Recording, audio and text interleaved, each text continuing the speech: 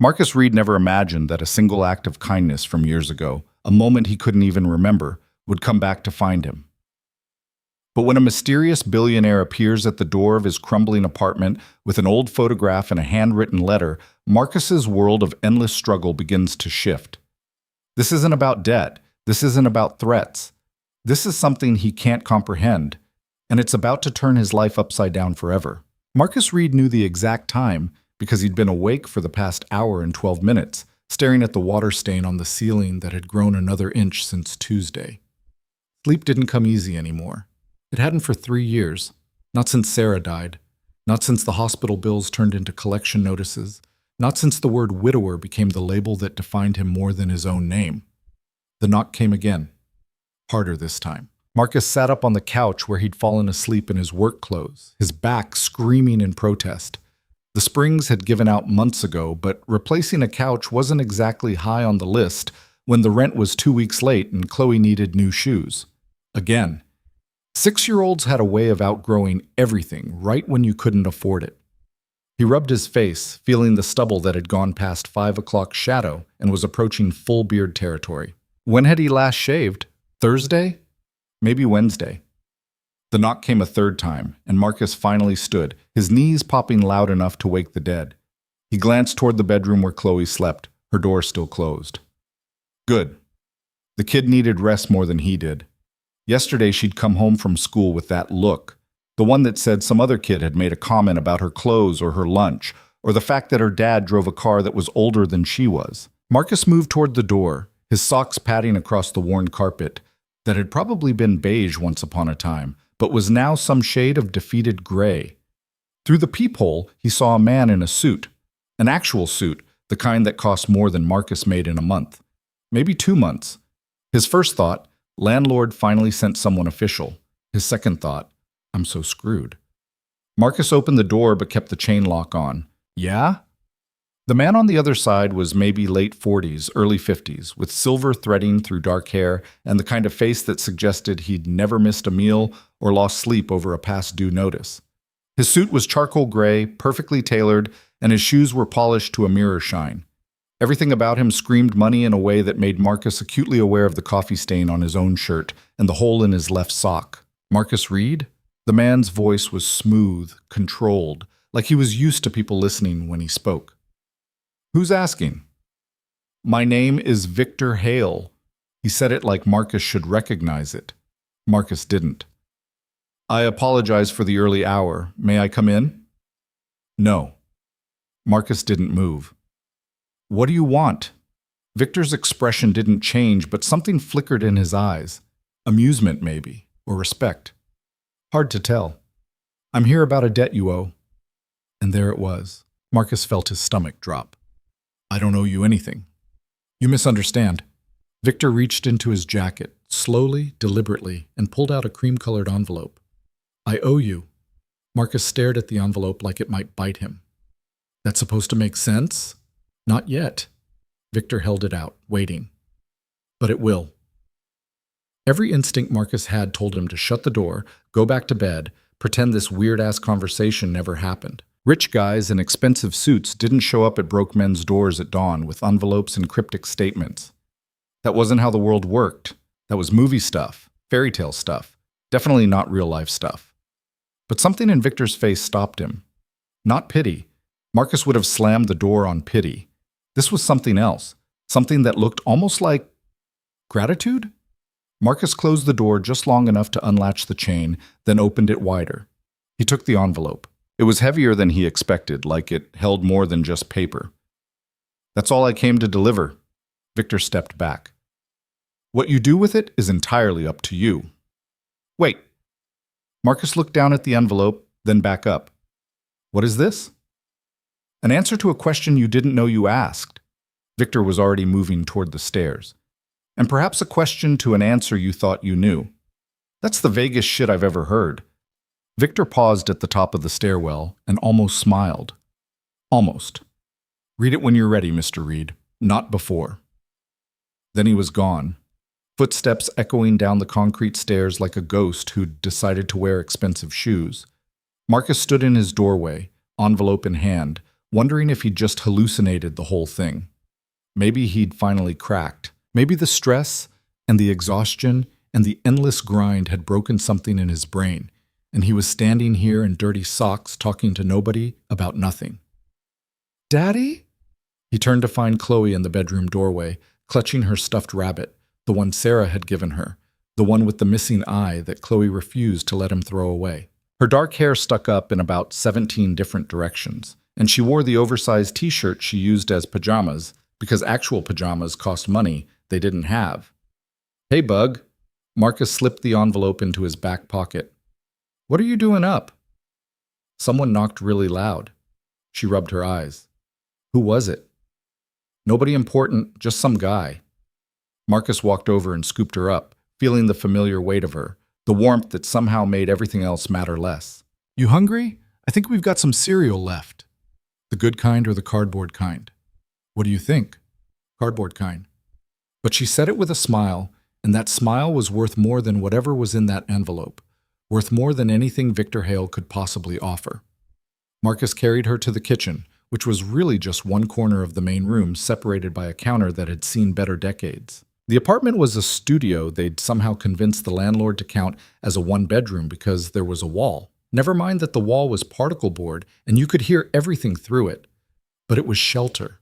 It was theirs. It was what Marcus could afford after the medical bills and the funeral costs and the slow, grinding poverty that followed Sarah's death like a shadow that wouldn't lift. He poured Chloe a bowl of store-brand wheat squares and added milk that was 2 days from expiring. She ate without complaint because Chloe never complained, which somehow made everything worse. 6 years old and already she knew not to ask for things they couldn't afford. Marcus made himself instant coffee with water that took forever to heat because their microwave was dying the same slow death as everything else in this place. While he waited, his hand drifted to his back pocket, feeling the outline of the envelope. "A debt you owe." "No. I owe you." What the hell did that mean? "Daddy, you're staring at the wall again." Marcus blinked and found Chloe watching him with those big brown eyes, Sarah's eyes. "Sorry, Bug, just thinking." "About work?" "Something like that." "You think a lot about work." "Yeah, well, work thinks a lot about me too." She went back to her cereal and Marcus pulled out the envelope. It wasn't sealed, just tucked closed. Inside he found 2 things, a photograph and a folded piece of paper. The photograph was old, the corners bent, and the colors slightly faded. It showed 2 men standing on a street corner in the rain. One was soaked through, head down, looking like death warmed over. The other was Marcus, younger, maybe 24 or 25, wearing a jacket he didn't own anymore, and an expression of concern Marcus barely recognized on his own face. He had no memory of this moment. None. Marcus turned the photo over. On the back, written in neat handwriting, corner of 5th and Morrison. October 14th, 2016, the day everything changed. 2016. That was almost 9 years ago. Marcus had been, what? Working at the warehouse? Yeah, that was before the promotion, before Sarah got pregnant, before everything went to hell. But he didn't remember this. Didn't remember this street corner, or this rain, or this guy who looked like he wanted to step in front of a bus. Marcus set the photo down and unfolded the paper. The handwriting was the same as on the back of the photo, precise, controlled, the kind of penmanship they didn't teach anymore. "Mr. Reed, you don't know me, or rather you don't remember me. Why would you?" 9 years is a long time, and what happened between us lasted perhaps 10 minutes, maybe 50, certainly no more than 20. In the scope of a lifetime, it was nothing. In the scope of my life, it was everything. Marcus stopped reading and looked at the photo again. Tried to find something, anything, that would shake loose a memory. The street corner meant nothing. The rain was just rain. But the other guy, he picked up the letter again. "I'm writing this longhand because it feels important, because what I need to say deserves more than typing on a screen. You saved my life that day, Mr. Reed. I don't mean that metaphorically or dramatically. I mean it in the most literal sense possible. I was going to kill myself. I had the pills in my pocket. I had the note written. I had said goodbye to a world that I believed had no place for me anymore. My company had collapsed. My marriage had ended. My father, who had built everything I destroyed, had died knowing I was a failure. I had nothing. I was nothing. And I had decided that nothing was all I would ever be. Then it started raining. Marcus felt something cold settle in his chest. He looked at Chloe, who was fishing the last few pieces of cereal out of her bowl, completely unaware that her father was reading a suicide letter from a stranger. I stood on that corner, 5th and Morrison, a place that meant nothing except it was far enough from my empty apartment that I wouldn't be found too quickly. I was waiting for the light to change, working up the courage to go home and finish what I'd started. Then you stopped next to me. You were carrying a bag of groceries. You looked tired. You looked like you had your own problems, your own weight to carry. But you looked at me, really looked at me, and you said, "You okay, man? You look like you could use an umbrella." I told you I was fine. You didn't believe me. You gave me your umbrella anyway. Just handed it over like it was nothing, like giving away your only shelter from the rain was the most natural thing in the world. Then you pulled your jacket over your head and kept walking, groceries and all, leaving me standing there with your umbrella and absolutely no idea what to do. Marcus's hand had started shaking. He set the letter down on the counter. "Daddy?" "I'm fine, Bug." His voice came out rough. "Just reading something boring. Why don't you go pick out some clothes for school?" Chloe slid off her chair and padded back to the bedroom, and Marcus forced himself to keep reading. "I didn't kill myself that night, Mr. Reed. I went home with your umbrella, which I still have, by the way, and I sat in my empty apartment and I tried to understand what had just happened. Some stranger had looked at me, seen something worth helping, and given me his umbrella. It was absurd. It was meaningless. It was everything. I didn't take the pills.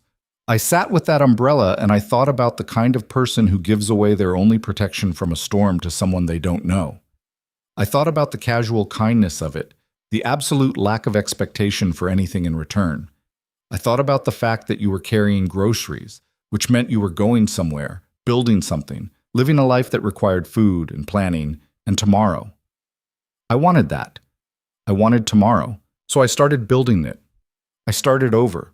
I used what little I had left and I began again, one decision at a time, one day after another. It took years, Mr. Reed. It wasn't easy. It wasn't pretty. But I built something new from the ruins of what I'd destroyed. I built a life. Marcus had to stop reading again. His coffee had gone cold and his hands wouldn't stay steady and something in his chest felt like it was cracking open. An umbrella. He'd given some random guy an umbrella in the rain. He didn't remember it. How could he not remember something like that? I won't bore you with the details of my resurrection. Suffice it to say that I am no longer the man standing in the rain, contemplating ending his life. I rebuilt my company. I remarried. A better woman. A better match. A better life. I reconciled with my family. I found purpose beyond profit. I became someone I could respect. And through it all, I kept your umbrella. It took me years to find you, Mr. Reed. You didn't leave a card. You didn't tell me your name. You just gave me your umbrella and walked away like it meant nothing. But I remembered your face. And in this age of digital footprints and public records, finding someone whose face you remember is merely a matter of time and resources. I found you 6 months ago. I've spent those 6 months watching from a distance, learning about your life, understanding your circumstances. I know about Sarah. I know about Chloe. I know about the medical bills and the debt and the job that pays too little for the hours you give it. I know you're struggling, Mr. Reed. I know you're drowning, and I'm here to return your umbrella. The letter ended there, but there was a business card paperclipped to the bottom. Victor Hale, CEO, Hale Industries. Below that, a phone number written in the same careful handwriting. Call me when you're ready, not before. Marcus stood in his kitchen that wasn't really a kitchen, in an apartment that was falling apart, holding a letter from a man he didn't remember saving, and tried to process what he'd just read. He'd given some guy an umbrella. That guy had been about to kill himself. That guy was now apparently a CEO. That guy had spent 6 months stalking him. No, not stalking. Researching, investigating, whatever you called it when rich people paid attention to poor people's lives. That guy knew about Sarah. The thought made Marcus's jaw clench. Some stranger knowing about his wife, about her cancer, about the way she'd wasted away in that hospital bed while the bills piled up and the insurance company found creative ways to deny coverage. It felt like a violation. like someone had opened up the worst part of his life and examined it under a microscope. But there was something else in the letter, something underneath the violation. Understanding. This Victor Hale person. He got it. The drowning part. The struggle. The weight of trying to keep your head above water when the current kept pulling you under. Marcus looked at the business card. The phone number seemed to blur and sharpen, blur and sharpen. Daddy, do these match? Chloe was back, holding up a shirt and pants that absolutely did not match, but Marcus nodded anyway because what did it matter? She'd be happy, and that was the only thing that actually counted for anything. Perfect, Bug. Go get dressed.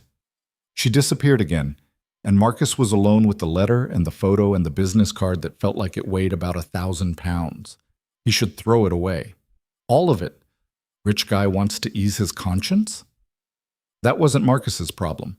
He didn't remember giving anyone an umbrella. He didn't remember Fifth and Morrison in the rain. For all he knew, this whole thing was some elaborate scam. Rich people had weird hobbies. But the photo didn't lie. That was him, 9 years younger, in a jacket he definitely used to own. And the look on the other guy's face, the one that must be Victor, that wasn't acting, that was someone at the end of their rope. Marcus knew that look. He'd seen it in the mirror more times than he wanted to count. His phone buzzed. Text from his supervisor. Need you to come in early. Rodriguez called out sick. Can you cover?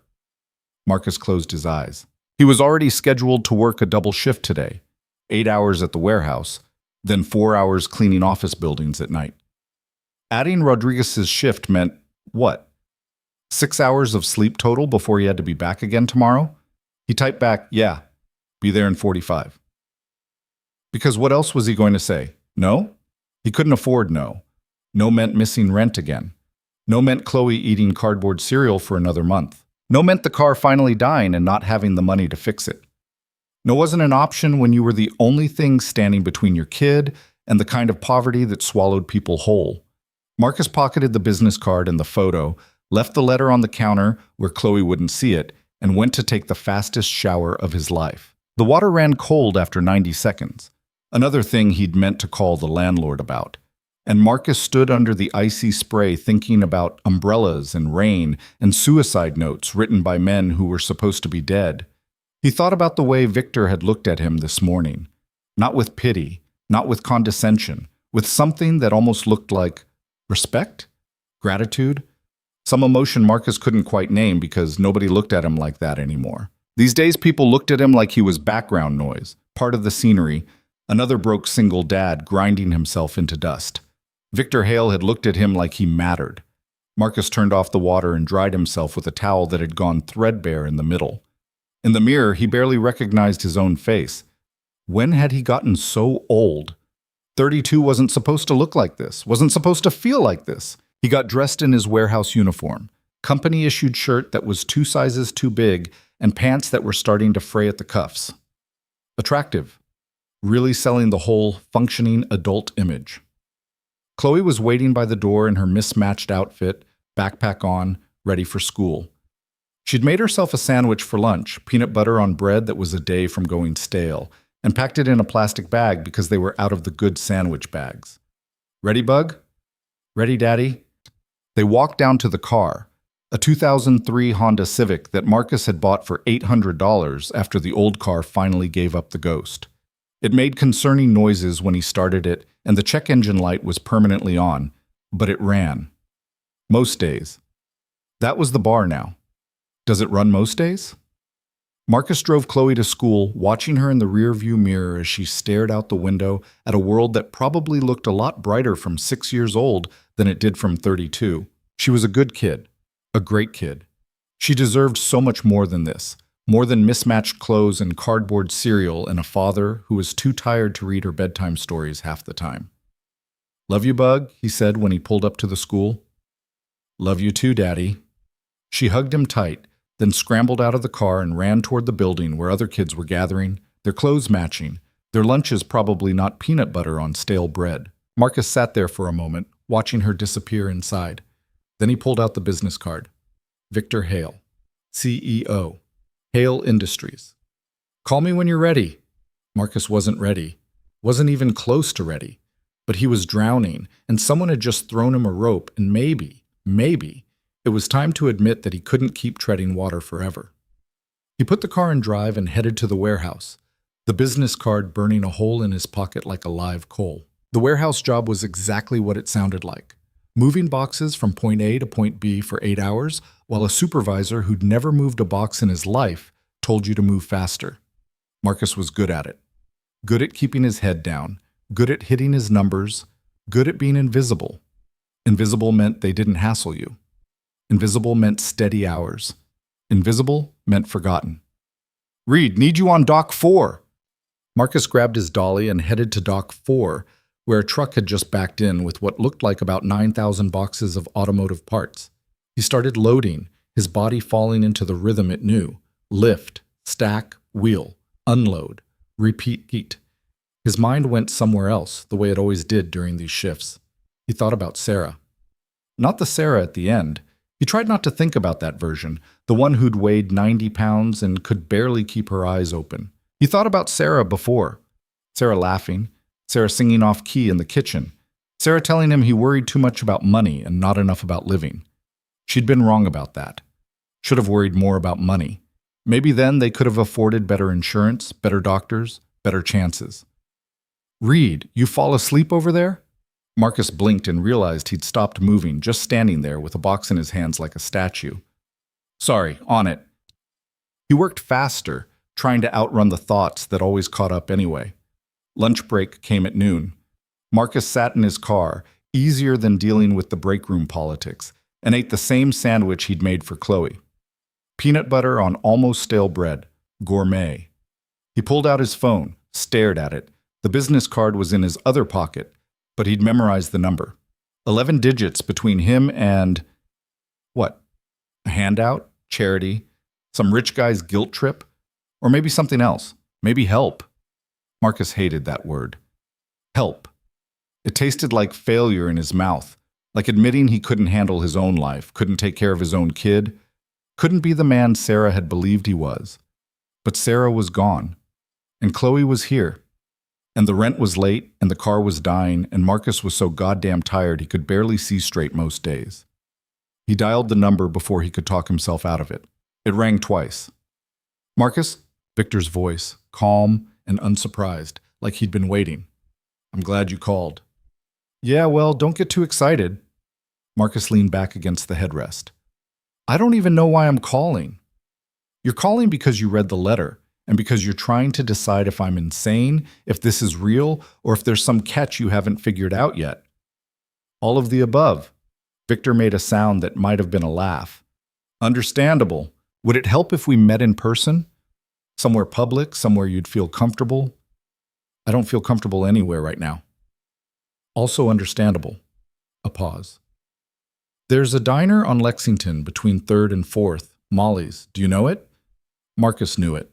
Used to take Sarah there before Chloe was born, back when they could afford things like diners and dates. "Yeah. I'll be there tonight at 7. If you come, we'll talk. If you don't, I'll understand. No pressure, Mr. Reed. No expectations." "Right. No expectations from the guy who spent 6 months researching my life." "Fair point." Victor's voice stayed level. 7 o'clock. I'll be in the back booth. The decision is yours." The line went dead. Marcus sat in his car, phone in hand, wondering what the hell he'd just agreed to.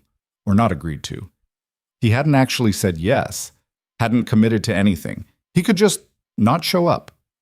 Victor said no pressure, no expectations. Could be the truth. Could be manipulation. Hard to tell with rich people. His phone buzzed. Text from the night supervisor. "Still good for tonight? Need to confirm head count." Right. The cleaning job.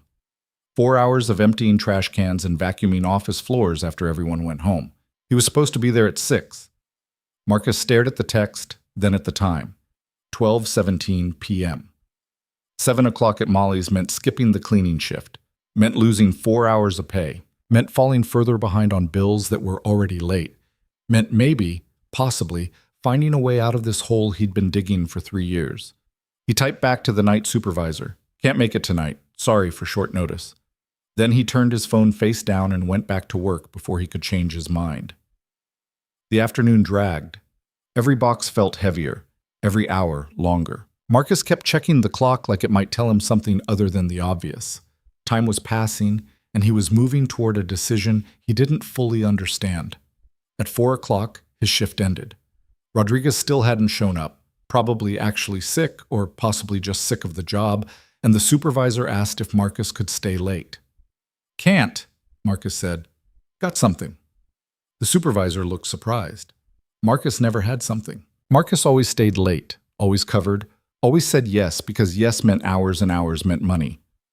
"Your call," the supervisor said, but his tone suggested Marcus had just dropped a few points in the reliability department. Marcus didn't care.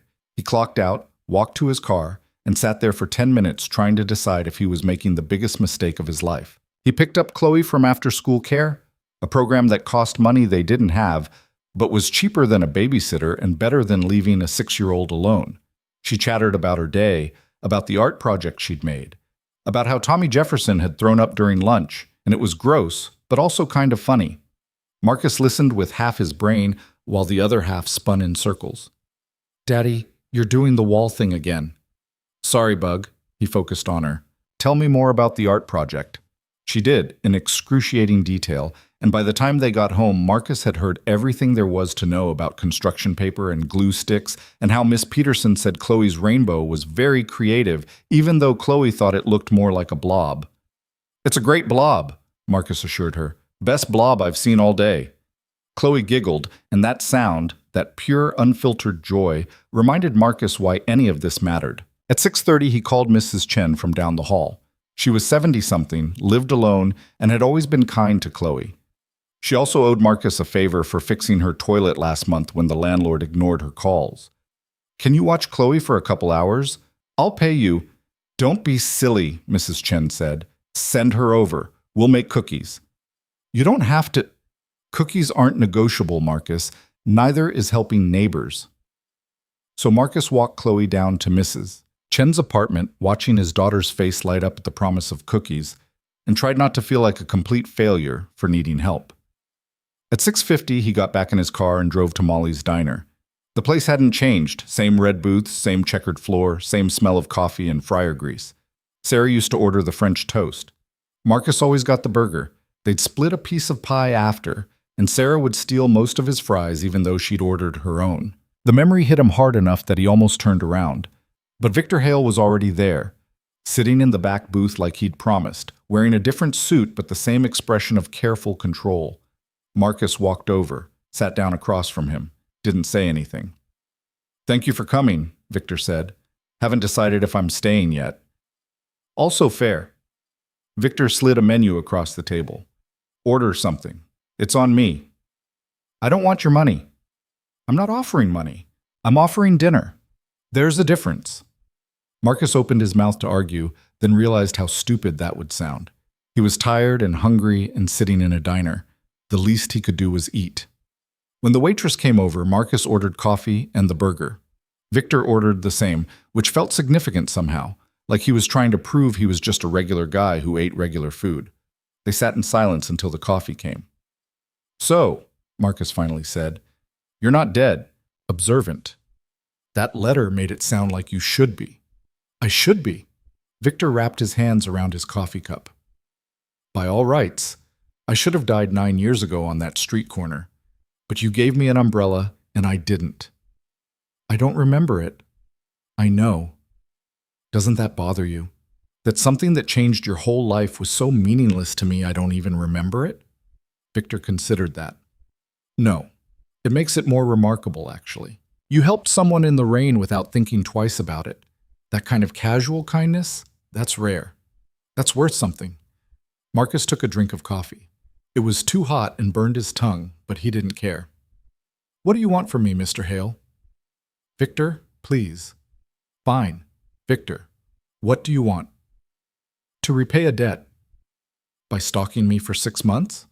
By understanding your situation before I offered help you didn't need or want?" Victor leaned forward slightly. "I'm not here to insult you with charity, Marcus. I'm here to offer you something that benefits both of us." "How does me taking your money benefit you?" "Who said anything about money?" The burgers arrived. Marcus stared at his like it might contain answers. "I run a company," Victor said, cutting into his burger like they were having a normal conversation. Hale Industries.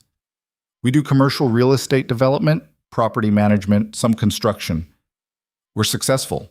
We're growing. And we need people. I work in a warehouse. You work 3 jobs. You manage a household on poverty wages. You raise a daughter alone while carrying grief that would break most men. You solve problems every single day that most people couldn't handle in their best circumstances. Victor took a bite, chewed, swallowed. That's not unskilled labor, Marcus. That's survival. That's resourcefulness. That's exactly what I need. Marcus felt something twist in his chest. You're offering me a job. I'm offering you an opportunity. A position in our facilities management division. Decent pay. Actual decent pay, not warehouse decent. Health insurance, retirement matching, regular hours. Room to grow if you want it. Why? Because you gave me an umbrella 9 years ago and saved my life. Because I've spent 9 years building something worth having, and I want to share that with the person who made it possible. Because paying it forward isn't just a platitude. It's the only thing that actually matters. Marcus set down his burger. He hadn't taken a bite yet. This is insane. Probably. You don't know me. You don't know if I'm good at anything besides moving boxes. I know you show up. I know you don't quit. I know you take care of your daughter even when it costs you everything. That's enough. What if I fail? Then you fail. Same as anyone else. But I don't think you will. Marcus looked at Victor Hale, this stranger who wasn't a stranger. This man who'd apparently rebuilt his entire life on the foundation of a forgotten umbrella and tried to find the catch. The angle. The place where this fairy tale turned into something darker. He couldn't find it. I need to think about it, Marcus said. Of course. Victor pulled out a different business card, this one with an address printed on it.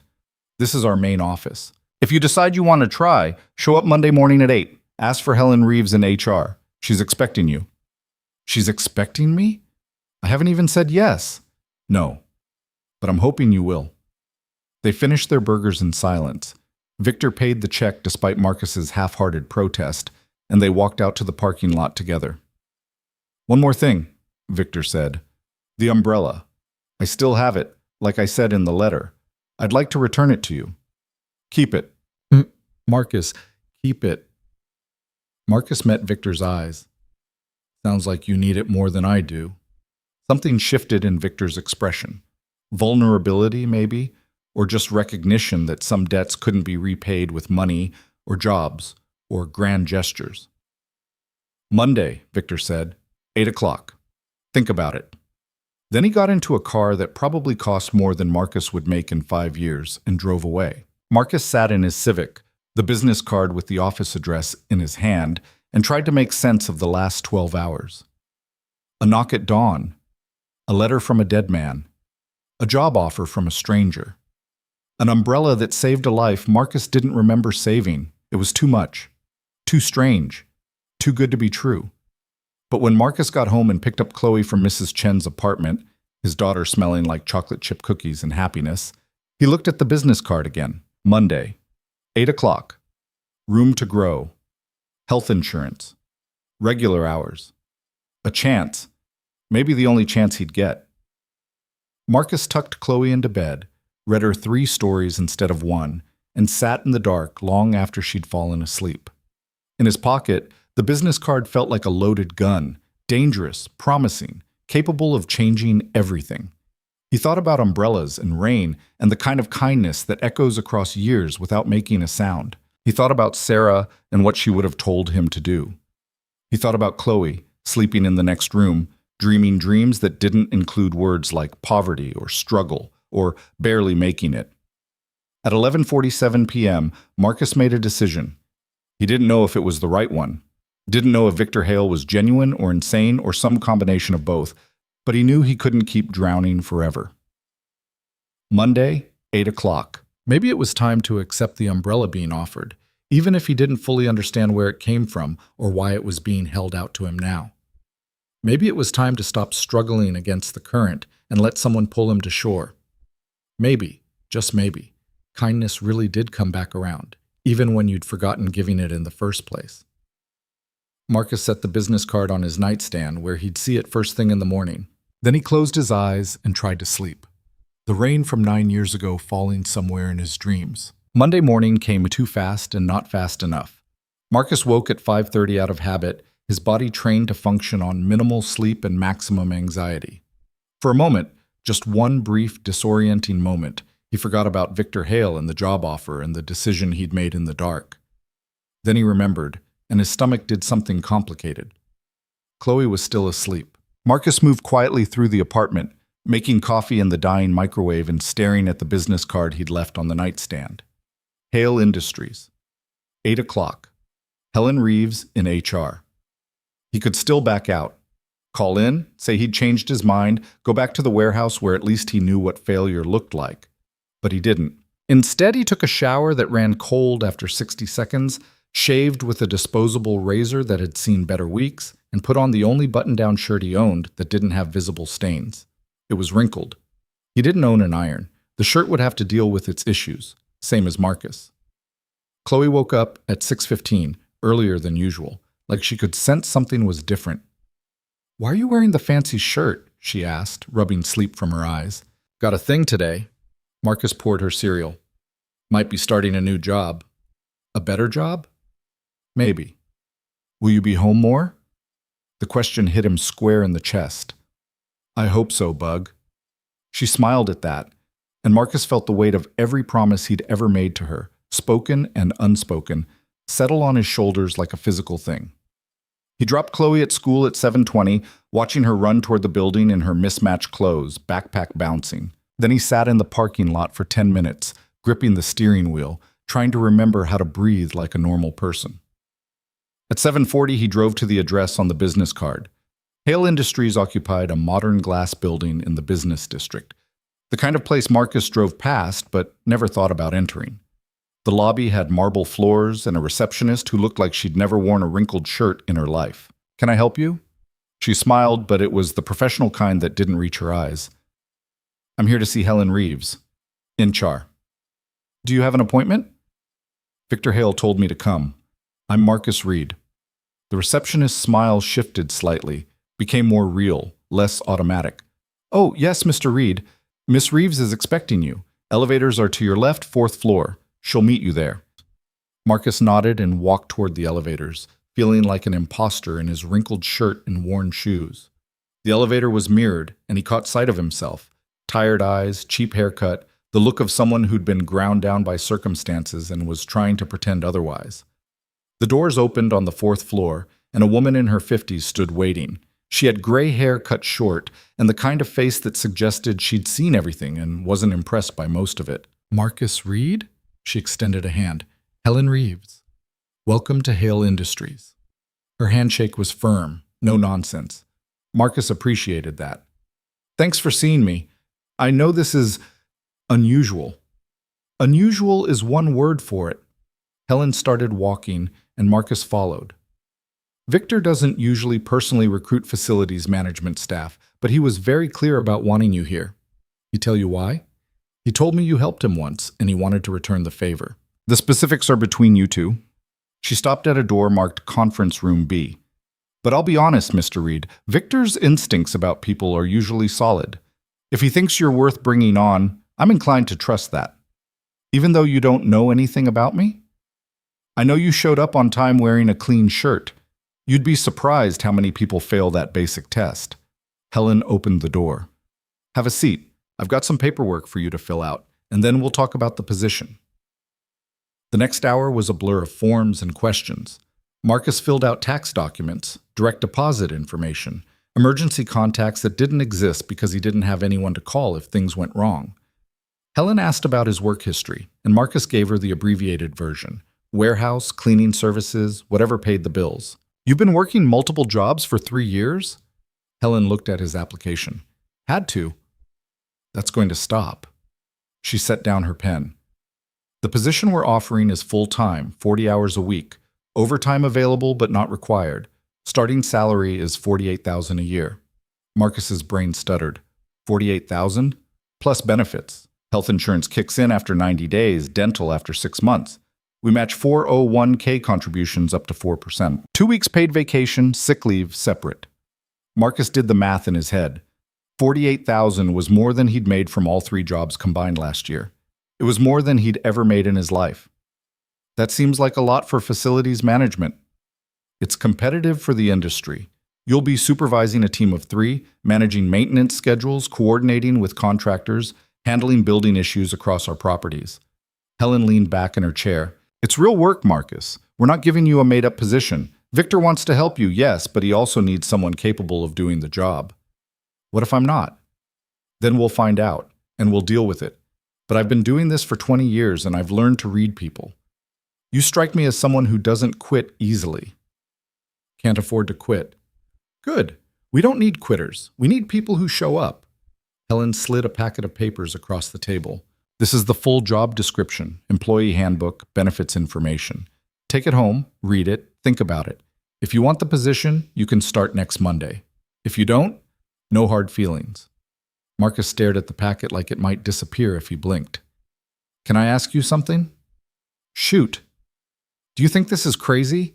A CEO hiring some random guy because of something that happened 9 years ago? Helen considered the question. Victor Hale is a lot of things, but crazy isn't one of them. Unconventional, yes. Sentimental occasionally. But he doesn't make stupid business decisions. She stood up. He sees something in you, Marcus. Maybe you should trust that, even if you don't see it yourself yet. Marcus left the building at 9:30 with a packet of papers and a head full of noise. He sat in his car for 20 minutes, reading through the job description, the salary breakdown, the benefits that included things like dental coverage and life insurance and paid time off. It felt like a trap. Like any second, someone would jump out and tell him this was all a mistake, that people like him didn't get opportunities like this, that the universe didn't work this way. But the papers were real. The building was real. Helen Reeves was real. Maybe this was real too. Marcus drove to the warehouse and walked in to find his supervisor at the desk. Reed, you're not on the schedule today. I know. I need to talk to you. 10 minutes later, Marcus walked out without a warehouse job. The supervisor hadn't been happy. Losing reliable people was always a pain, but he hadn't argued either. Guys like Marcus left all the time, chasing better opportunities or just giving up. That was the nature of the work. The cleaning company was next. Marcus called the night supervisor and quit over the phone, which felt wrong, but was probably appropriate for a job where he'd only ever communicated via text anyway. 2 jobs gone. Just like that. It should have felt liberating. Instead, it felt terrifying. Marcus picked up Chloe from school at 3, and she immediately noticed something was different. You're here early. Got done with stuff. Did you get the new job? Maybe, probably, yeah, Chloe grinned. Is it a good one? I think so, Bug. Does it pay more than the box job? Marcus almost laughed. Yeah, it pays more than the box job. Good. Then we can get the good cereal. And just like that, his daughter had identified the only thing that actually mattered. That night, after Chloe was asleep, Marcus sat at the counter with the job packet spread out in front of him. He read through everything twice, looking for the catch he still couldn't find. The salary seemed real. The benefits seemed real. The job description seemed challenging but not impossible. His phone buzzed. Unknown number. Hello? Marcus, it's Victor. Marcus shouldn't have been surprised, but he was. How'd you get my number? You filled out paperwork today. Your number was on it. A pause. Helen said you stopped by. Yeah. What did you think? Marcus looked at the papers. I think this is the weirdest thing that's ever happened to me. Understandable. Are you going to take it? I don't know yet. That's fair. Victor's voice was calm, patient. Can I ask what's holding you back? All of it. The salary's too high. The benefits are too good. The whole thing feels like charity dressed up as employment. It's not charity, Marcus. It's a job. You'll work, we'll pay you, and if you don't perform, we'll let you go, same as anyone else. But you wouldn't have hired anyone else. No, Victor admitted. I wouldn't have. But that doesn't make the opportunity less legitimate. You gave me something I needed when I needed it most. Now I'm giving you something you need. That's not charity. That's reciprocity. Marcus rubbed his face. What if I fail? What if I take this job and I'm terrible at it and I prove you wrong? Then you prove me wrong. But I don't think you will. Why not? Because you've been failing upward for 3 years, and you're still standing. You've been dealt a terrible hand, and you're still raising a daughter, still showing up, still trying. That's not weakness, Marcus. That's the opposite. Victor's voice softened. I've worked with a lot of people. Smart people, educated people, people with impressive resumes and degrees from good schools. You know what most of them lack? Grit. The ability to take a hit and keep moving. You have that. That's worth more than any credential. Marcus didn't know what to say to that. Think about it, Victor continued. But don't overthink it. Sometimes the right move is the one that scares you most. The line went dead. Marcus sat there for a long time, staring at the job packet, thinking about umbrellas and rain and the strange arithmetic of kindness. At 11:43, he made his decision. Again. Same decision as before, but somehow it felt different this time. More real. More final. Monday, he'd start at Hale Industries. Monday, he'd stop drowning and start swimming. Monday, everything would change. The week between accepting the job and starting it felt like standing on the edge of a cliff, waiting to jump. Marcus spent the time trying to prepare, buying a cheap iron at Goodwill so he could press his shirts, reading through the employee handbook until he'd memorized half of it, lying awake at night cataloging all the ways this could go wrong. Friday afternoon, his phone rang. Helen Reeves. Marcus, quick question. Do you have appropriate work clothes? I've got some shirts. How many? 2. Well, 3. But one has a stain that won't come out. Helen was quiet for a moment. Okay, I'm going to give you the company credit card number. Go buy yourself 5 button-down shirts, 2 pairs of slacks, and decent shoes. Business casual, nothing fancy. Keep the receipts. I can't, it's not a gift, it's a work expense. You'll be representing the company, and you need to look the part. Consider it part of onboarding. Helen, Marcus, take the money and buy the clothes. Don't make me drive to your apartment and drag you to the mall. She hung up before he could argue. Marcus stared at his phone, then at Chloe, who was doing homework at the counter. Who was that? She asked. The lady from the new job. She wants me to buy work clothes. Are you going to? I guess I have to. Can I come? Marcus looked at his daughter, at the hope in her face, the excitement at doing something as mundane as shopping, and felt something crack in his chest. Yeah, Bug. You can come. They went to a department store Marcus usually avoided because everything cost too much. But with Helen's credit card number in his phone and explicit instructions to buy what he needed, he walked in like he belonged there. Chloe helped him pick out shirts, pointing at colors she liked, vetoing the ones she thought were boring. Marcus let her, because why not? For once in his life, the price tags didn't matter. The company was paying. This was allowed. He ended up with 5 shirts in various shades of blue and gray, 2 pairs of black slacks that actually fit, and shoes that didn't have holes in the soles. The total came to $347, which made Marcus's stomach hurt even though it wasn't his money. Feel like a different person, he muttered, looking at himself in the dressing room mirror. You look like a business daddy, Chloe said seriously. Marcus almost laughed. Business daddy? Like the dads on TV who go to offices. I don't think that's a thing, Bug. It's a thing now. They got ice cream after. Real ice cream from a shop, not the cheap stuff from the grocery store. And Chloe talked about school and her friends and how Tommy Jefferson hadn't thrown up in 3 whole days, which was probably a record. Marcus listened and watched his daughter eat her chocolate cone and thought about how strange it was that buying work clothes and ice cream could feel like the best day they'd had in months. Saturday, he got a call from a number he didn't recognize. Mr. Reed, this is David Chen from Pacific Properties Management. Marcus's stomach dropped. Pacific Properties was his landlord. This was it. The eviction call he'd been expecting for weeks. Yeah? I'm calling about your account. We show you're currently 2 weeks past due on rent. I know, I'm working on it. Actually, sir, your account has been paid in full. I'm calling to confirm the payment went through correctly. Marcus stopped breathing. What? Your rent was paid this morning. Full balance, plus next month's rent in advance. I just wanted to verify you authorized the payment. I didn't. Marcus's brain caught up. Who paid it? The payment came from Hale Industries, listed as an employee relocation assistance benefit. Is that correct? Victor. That son of a bitch had paid his rent. Mr. Reed? Yeah, that's correct. Wonderful. You're all set then. Have a great day. Marcus stood in his kitchen, phone in hand, trying to decide if he was grateful or furious. He called Victor. I was wondering when you'd call, Victor said by way of greeting. You paid my rent. I provided relocation assistance, which is a standard benefit for new employees. I'm not relocating. You're relocating from poverty to stability. That counts. Marcus wanted to throw something. You can't do stuff like this without asking. Why not?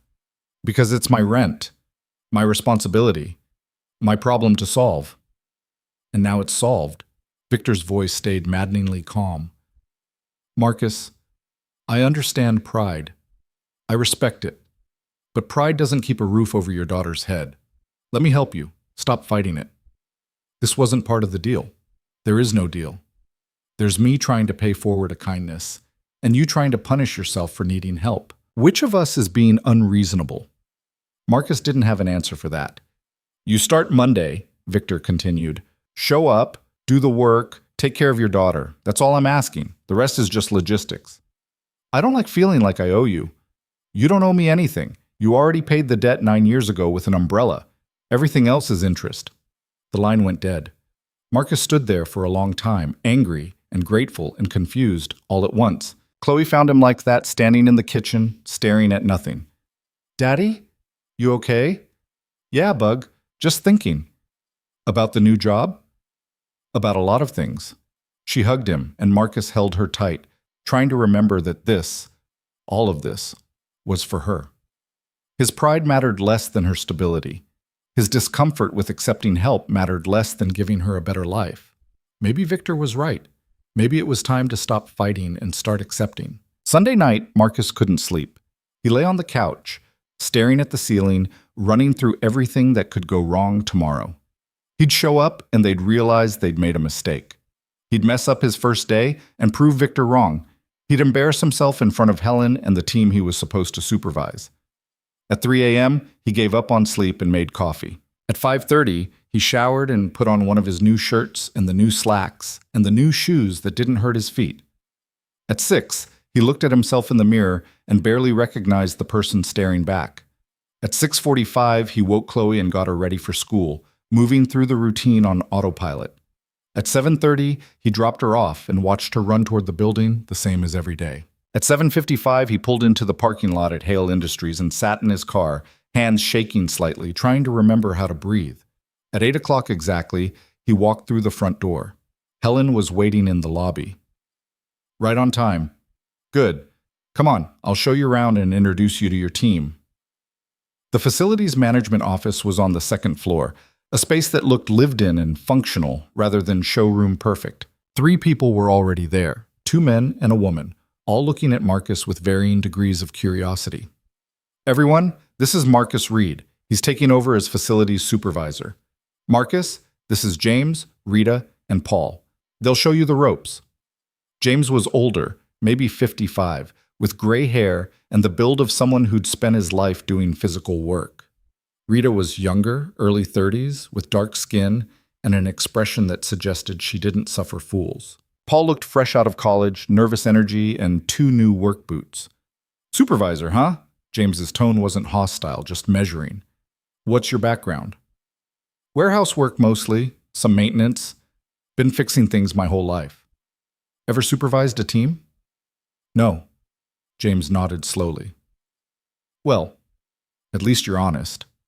I don't know what I'm doing, Marcus said. But I learn fast and I show up. That's what I've got. Rita cracked a small smile. Better than the last guy. He knew everything and showed up when he felt like it. What happened to him? Fired, Helen said cheerfully. Don't be like him and you'll do fine. James, get Marcus set up with access cards and credentials.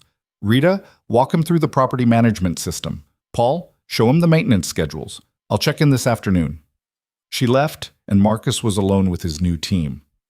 So, James said, welcome to facilities. Hope you like problem solving because that's 90% of the job. The first day was overwhelming in the way learning anything new is overwhelming. Too much information, too many systems, too many names and protocols and procedures. Marcus took notes in a cheap spiral notebook, trying to keep track of which building was which contractors handled what, how the work order system functioned. James was gruff but patient, explaining things once and then letting Marcus figure it out. Rita was sharp and efficient, showing him the computer systems with the air of someone who'd explained this too many times before. Paul was eager to help, but kept asking questions Marcus didn't know the answers to yet. At noon, Marcus ate lunch in the break room, a sandwich he'd packed from home, and tried to process everything he'd learned. His head hurt. His new shoes hurt. He felt out of his depth in about 40 different ways. But he was here. He'd made it through the morning. That was something. The afternoon was spent visiting one of the properties they managed, a mid-size office building downtown. James drove, pointing out issues as they walked through. A leaky faucet on the third floor, flickering lights in the parking garage. A tenant complained about inconsistent heating. "Your job is making sure this stuff gets handled," James explained. "We coordinate the fixes, schedule the contractors, keep the tenants happy. It's not glamorous, but it matters." "I can do that." "Yeah?" James looked at him. "You sure? Because a lot of people come into this job thinking it's easy, and then they realize it's just putting out fires all day, every day. I've been putting out fires for 3 years. At least now I'm getting paid better for it." James almost smiled. "Fair enough." They spent 2 hours at the property, Marcus taking more notes, asking questions, trying to understand the scope of what he was responsible for. It was a lot. Maybe too much. But it was also tangible. Real problems with real solutions. After years of struggling against abstract poverty and systemic inequality, there was something satisfying about looking at a broken faucet and knowing exactly how to fix it. At 4:30, they headed back to the office. Marcus's phone buzzed. Chloe's school. His stomach dropped. "I need to take this." "Mr. Reed," the school secretary. "Chloe's fine, but she's not feeling well. Can you pick her up?" "I'm at work. Can she wait until—" "She's running a fever. We need someone to get her within the hour." Marcus closed his eyes. First day, and already he was failing. "I'll be there." He hung up and turned to James.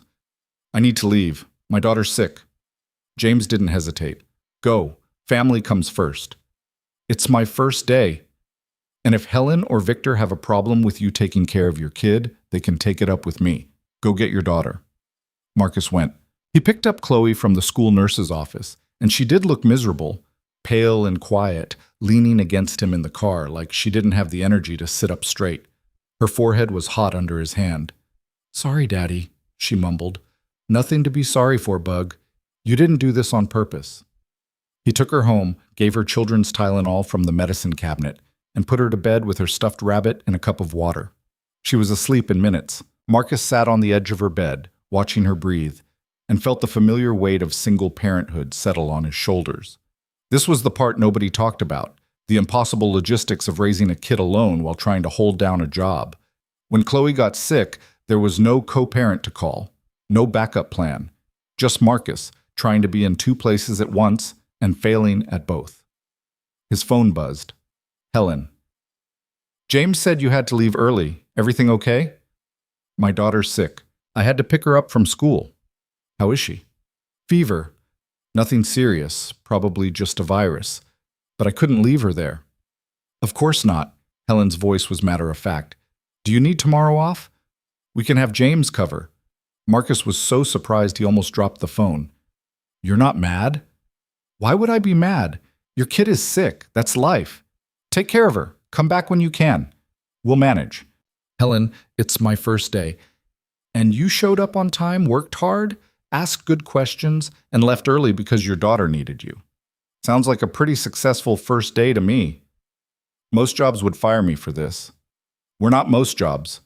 Victor built this company on the principle that people do better work when they're not constantly terrified of losing everything. Take care of Chloe. Come back Tuesday, if she's better." Helen hung up, and Marcus sat there holding his phone, trying to reconcile this new reality with everything he'd known about employment before. Jobs didn't do this. Jobs didn't care if your kid was sick. Jobs replaced you if you couldn't show up. But apparently, this job was different. Chloe slept through the evening, waking only to drink some water and take more medicine. Marcus sat on the couch, checking on her every 20 minutes, reading through his notes from the day, trying to stay productive even though his brain felt fried. At 9, someone knocked on the door. Marcus opened it to find Victor Hale standing there, holding a paper bag. "Helen told me Chloe was sick," Victor said. "I brought soup and some medicine in case you're running low." Marcus stared at him. "You brought soup and medicine. You're a CEO. Don't you have people for this?" "I am people, Marcus. Can I come in?" Marcus stepped aside, too tired to argue. Victor set the bag on the counter and started unpacking it. Actual homemade soup in a container, children's fever reducer, throat lozenges, even a stuffed animal shaped like a bear. "The bear's for my wife," Victor explained. "She insisted. Said every sick kid needs a new friend." "You didn't have to do this." "I know." Victor pulled out 2 containers of soup. "Have you eaten?" "Not really." "Then eat. You can't take care of her if you're running on empty." They sat at the counter, eating soup that tasted homemade and expensive, and Marcus tried to figure out who this man was. CEO, former suicidal stranger, apparently soup delivery person. "How was your first day?" Victor asked. "Before the sick kid extraction." "Overwhelming. But okay, I think. James is good, Rita's sharp, Paul's enthusiastic. James has been with us for 8 years. He knows his stuff. If he likes you, you're doing fine. And if he doesn't, then you'll know pretty quickly. James doesn't hide his opinions." Victor took another bite of soup. "Helen said you asked good questions. That's a positive sign. I asked about 60 questions. Pretty sure I annoyed everyone." "Questions mean you're paying attention. That's better than pretending to know everything." They ate in silence for a while. From the bedroom, Chloe coughed, a wet, rough sound that made Marcus wince. "She going to be okay?" Victor asked. "Yeah, just a virus probably. Kids get them all the time." "But you don't have backup." "No." "That must be hard." Marcus set down his spoon. "Why are you really here, Victor?" "I told you, soup delivery. Nobody drives across town to deliver soup to an employee's sick kid. Not even unconventional billionaires." Victor smiled slightly. "Maybe I'm checking my investment." "I'm not an investment. No, you're a person who helped me when I needed it most, and I'm trying to return that favor. But I'm also starting to realize that helping you means showing up, not just throwing money at problems." He gestured at the apartment. "This is showing up." Marcus didn't know what to say to that. "I never had kids," Victor continued. "My ex-wife wanted them, but I was too focused on work, too convinced that children would interfere with building an empire. Then the empire collapsed, and I realized I'd sacrificed everything meaningful for something that disappeared the moment the economy shifted." He looked at Marcus. "You have something I never did. You have Chloe. You have someone who matters more than balance sheets and profit margins. That's worth more than anything I've built. Doesn't feel like it when she's sick and I'm missing work. But you're here. That's what matters." Chloe appeared in the bedroom doorway, clutching her rabbit, looking small and miserable. "Daddy?" Marcus went to her immediately. "Hey, Bug, how you feeling?" "My throat hurts." "I know. Let's get you some medicine." Victor stood. "I should go. Let you two rest." "Thank you for the soup, and the medicine, and the bear?" "Just showing up."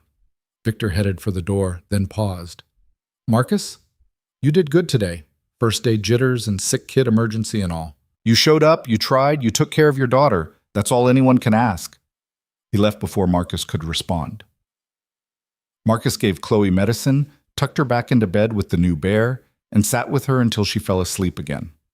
Then he cleaned up the soup containers, put away the medicine, and tried to make sense of the day. His first day at a real job. His first day with health insurance and paid time off, and a boss who brought soup when his kid got sick. His first day of something that felt suspiciously like hope. Tuesday morning, Chloe's fever was gone. She woke up hungry and chatty, and Marcus felt the tension in his shoulders ease slightly. "Feeling better, Bug?" Uh-huh. "Can I go to school?" "If you promise to tell the nurse if you start feeling bad again." "I promise." Marcus dropped her off, then headed to Hale Industries for day 2. James was waiting with coffee and a smirk. Heard you got the VIP treatment last night. Oh, Victor told you. Whole office knows. Boss doesn't usually make house calls. James handed him the coffee. But he does it sometimes. When it matters. It was just soup. It was showing up. Victor's good at that. James pulled out a tablet. Come on, we've got a burst pipe at the Riverside property. Let's see how you handle a real emergency. The burst pipe turned into a flooded storage room, which turned into coordinating with a plumber, a water damage restoration company, and 3 angry tenants whose businesses were affected. Marcus spent 4 hours problem solving, making decisions, and trying not to panic. By the time they got back to the office, he was exhausted. Not bad, James said. You didn't freeze up. That's half the battle. I had no idea what I was doing. Nobody does at first, but you made decisions and kept things moving. That's what matters. The rest of the week followed the same pattern: controlled chaos, steep learning curve, moments of competence mixed with moments of complete confusion. But Marcus showed up every day, took notes, asked questions, slowly started to understand the rhythms of the job. Friday afternoon, Helen called him into her office. How's the first week been? Intense, but good, I think. James says you're doing well. Rita says you actually listen, which is rare. Paul thinks you're great, but Paul thinks everyone's great. Helen leaned back in her chair. I'm going to be honest, Marcus. We weren't sure about this. Victor was very insistent, but hiring someone with no supervisory experience is a risk. Marcus felt his stomach sink. Am I fired? What? No, the opposite. Helen slid a paper across the desk. This is your 90-day review schedule. If you make it through probation successfully, the position becomes permanent. Full benefits, salary increase, the works. I'm telling you this because I want you to understand. We're invested in your success. We want this to work. Even though Victor basically forced you to hire me, Victor suggested. I made the final call. Helen met his eyes. I wouldn't have hired you if I didn't think you could do the job. The fact that you're helping Victor settle an old debt is secondary to the fact that you're capable and willing to learn. Got it? Marcus nodded, not trusting his voice. Good. Now get out of here. It's Friday. Go pick up your daughter and have a weekend. Marcus left the office, walked to his car, and sat there for 10 minutes just breathing. 1 week down. He hadn't been fired, hadn't failed catastrophically, hadn't proven Victor wrong. 1 week of regular hours and decent pay and health insurance that would kick in 83 more days. 1 week of something that looked suspiciously like a future. When Marcus picked up Chloe from school, she was carrying a drawing. Look what I made. It was a picture of 2 stick figures, one big, one small, standing in front of a building. That's you at your new job, Chloe explained, and that's me visiting. When did you visit my job? I didn't yet, but maybe I can. Marcus looked at his daughter's hopeful face and made a decision. How about tomorrow? We could go get donuts, and I could show you where Daddy works now. Chloe's face lit up. Really? Really? Saturday morning, they got donuts, the good kind, from the bakery instead of the gas station, and Marcus drove to Hale Industries. The building was mostly empty on weekends, but his access card worked, and they took the elevator up to the facilities office. This is where you work? Chloe looked around, impressed. This is it. It's fancy. It's not that fancy, Bug. It's fancier than the box place. She had him there. They were looking at the property management board when the elevator dinged and Victor walked out. Marcus, didn't expect to see you here on Saturday. Just showing Chloe around. We can leave.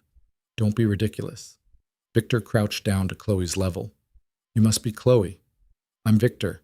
You're my dad's boss? I'm one of his bosses, yes. Did you give him the good job? Victor smiled. I helped, but your dad earned the job himself. He works really hard. I know he does. That's why we're lucky to have him. Victor stood. Have you shown her the roof garden yet? There's a roof garden? 7th floor. Great view of the city. Come on, I'll show you. They took the elevator to the 7th floor, and Victor led them through a door that opened onto a rooftop space filled with plants and benches and a view that stretched across downtown. Employees can come up here during lunch, Victor explained. Good place to think. Chloe ran to the edge, looking out at the city. Daddy, look! You can see everything! Marcus stood next to Victor, watching his daughter explore. Thank you. Marcus said quietly. For all of it. The job, the soup, the rent, everything. You're welcome. But you don't have to keep thanking me. Yeah, I do, because none of this makes sense, and I keep waiting for it to stop feeling real. It's real, Marcus. You're here. You're working. You're building something for Chloe. That's as real as it gets. They stood there for a while, watching Chloe point at buildings and ask questions, and Marcus let himself believe it. Maybe this was real. Maybe kindness really did come back around. Maybe, just maybe, he'd finally caught a break. The break came 6 weeks into the job, on a Tuesday that started normal and went sideways fast. Marcus was in the office going through maintenance schedules when his phone rang. Unknown number, local area code. He almost didn't answer, probably a spam call about his car's extended warranty or some other nonsense, but something made him pick up. Marcus Reed. Mr. Reed, this is Nancy Delgado from Arlington Elementary. I'm the principal. Marcus's stomach went cold. Is Chloe okay? She's fine physically, but we need you to come down here. There's been an incident. What kind of incident? I'd rather discuss it in person. Can you be here within the hour? Marcus looked at the work spread across his desk, then at James, who was watching with concern. I'll be there in 20 minutes. He hung up and stood. I have to go to Chloe's school. Everything all right? James asked. Don't know yet. Can you cover the contractor meeting at 2? Already on it. Go. Marcus drove to the elementary school with his hands tight on the wheel, running through every possible disaster. Chloe hurt someone. Someone hurt Chloe. She'd gotten sick again. She'd done something stupid. The possibilities were endless, and all of them made his chest tight. He signed in at the front office and was directed to the principal's office, where he found Chloe sitting in a chair outside the door, her face blotchy from crying. Next to her was another kid, a boy maybe a year or two older, with perfectly styled hair and a polo shirt that probably cost more than Marcus made in a day. Chloe? Marcus crouched in front of her. What happened? She looked up at him with Sarah's eyes, and fresh tears spilled over. I'm sorry, Daddy. For what? Before she could answer, the principal's door opened. Nancy Delgado was in her 50s, with the tired expression of someone who'd been breaking up kid fights for too long. Mr. Reed, thank you for coming. Please, come in. She looked at the other boy. Brandon, stay here. Your mother's on her way. Marcus followed her into the office, and Chloe came with him, holding his hand like she was afraid he'd disappear. So, Principal Delgado sat behind her desk. There was an altercation at lunch today. Chloe pushed Brandon Mitchell hard enough that he fell and hit his head on a table. Marcus looked at his daughter. You pushed someone? Chloe's bottom lip trembled. He said mean things. What kind of mean things? Mr. Reed, the principal interrupted. Regardless of what was said, physical violence is not acceptable. We have a zero-tolerance policy. I'm not excusing it. I'm trying to understand what happened. Marcus kept his voice level, but something in his tone made the principal pause. Chloe doesn't push people, so something must have happened. Principal Delgado sighed. According to witnesses, Brandon made comments about Chloe's clothes and her lunch, called her, well, some unkind names. Chloe asked him to stop. He didn't. She pushed him. What names? Mr. Reed, I don't think... What names did he call my daughter? The principal looked uncomfortable. Poor trash, among other things. Marcus felt something hot and sharp settle in his chest. He looked down at Chloe, who was staring at her shoes. And what's happening to Brandon? He'll receive a warning, first offense. A warning. Marcus's voice was flat. My daughter gets called trash, defends herself, and she's the one in trouble? She used physical force, Mr. Reed. That's the line. Words are handled differently than actions. Right, of course. Marcus stood. What's the punishment? 3-day suspension. She can return Monday. Marcus felt Chloe's hand tighten in his. 3 days meant 3 days he'd have to figure out childcare. 3 days she'd miss school. 3 days she'd carry the message that defending yourself was wrong, but calling someone trash was just words. Is there anything else? He asked. We expect her back Monday with a better understanding of appropriate conflict resolution. Marcus walked out of the office with Chloe, past Brandon Mitchell, who was scrolling on a phone that was definitely against school policy, past the secretary who avoided eye contact, out to the parking lot where his beat-up Civic sat between a Mercedes and a Tesla. He got Chloe into the car, then sat in the driver's seat and tried to breathe normally. "Am I in trouble?" Chloe's voice was small. Marcus turned to look at her. "Did you push him?" "Yes." "Did he say those things?" "Yes." "Did you ask him to stop first?" "Yes, 3 times. Marcus nodded slowly. "Then no, Bug. You're not in trouble. Not with me." "But the principal said—" "The principal has rules she has to follow. I get that. But you stood up for yourself after trying to handle it the right way first. That's not wrong." "Then why do I feel bad?" "Because you're a good kid who doesn't like hurting people even when they deserve it." Marcus started the car. "But sometimes, Bug, you have to push back, even when people tell you not to." They drove in silence for a while. Marcus was supposed to be at work, had meetings, tasks, responsibilities that didn't care about school suspensions and kids who called other kids trash. But his daughter had just been punished for defending herself, and that felt more important than any meeting. "Can we get ice cream?" Chloe asked quietly. "Yeah, Bug, we can get ice cream. They went to the same shop they'd gone to after buying his work clothes. A lifetime ago, or maybe just 6 weeks. Chloe got chocolate again. Marcus got coffee, because coffee ice cream was underrated, and also he was going to need the caffeine to get through the rest of this day. They sat outside at a metal table, and Chloe ate her ice cream slowly, like she was trying to make it last. "The other kids talk about my clothes a lot," she said eventually. "And my lunch. Brandon's just the first one who said it to my face." Marcus felt something crack in his chest. "How long has this been happening?" "A while. Since last year, maybe." "Why didn't you tell me?"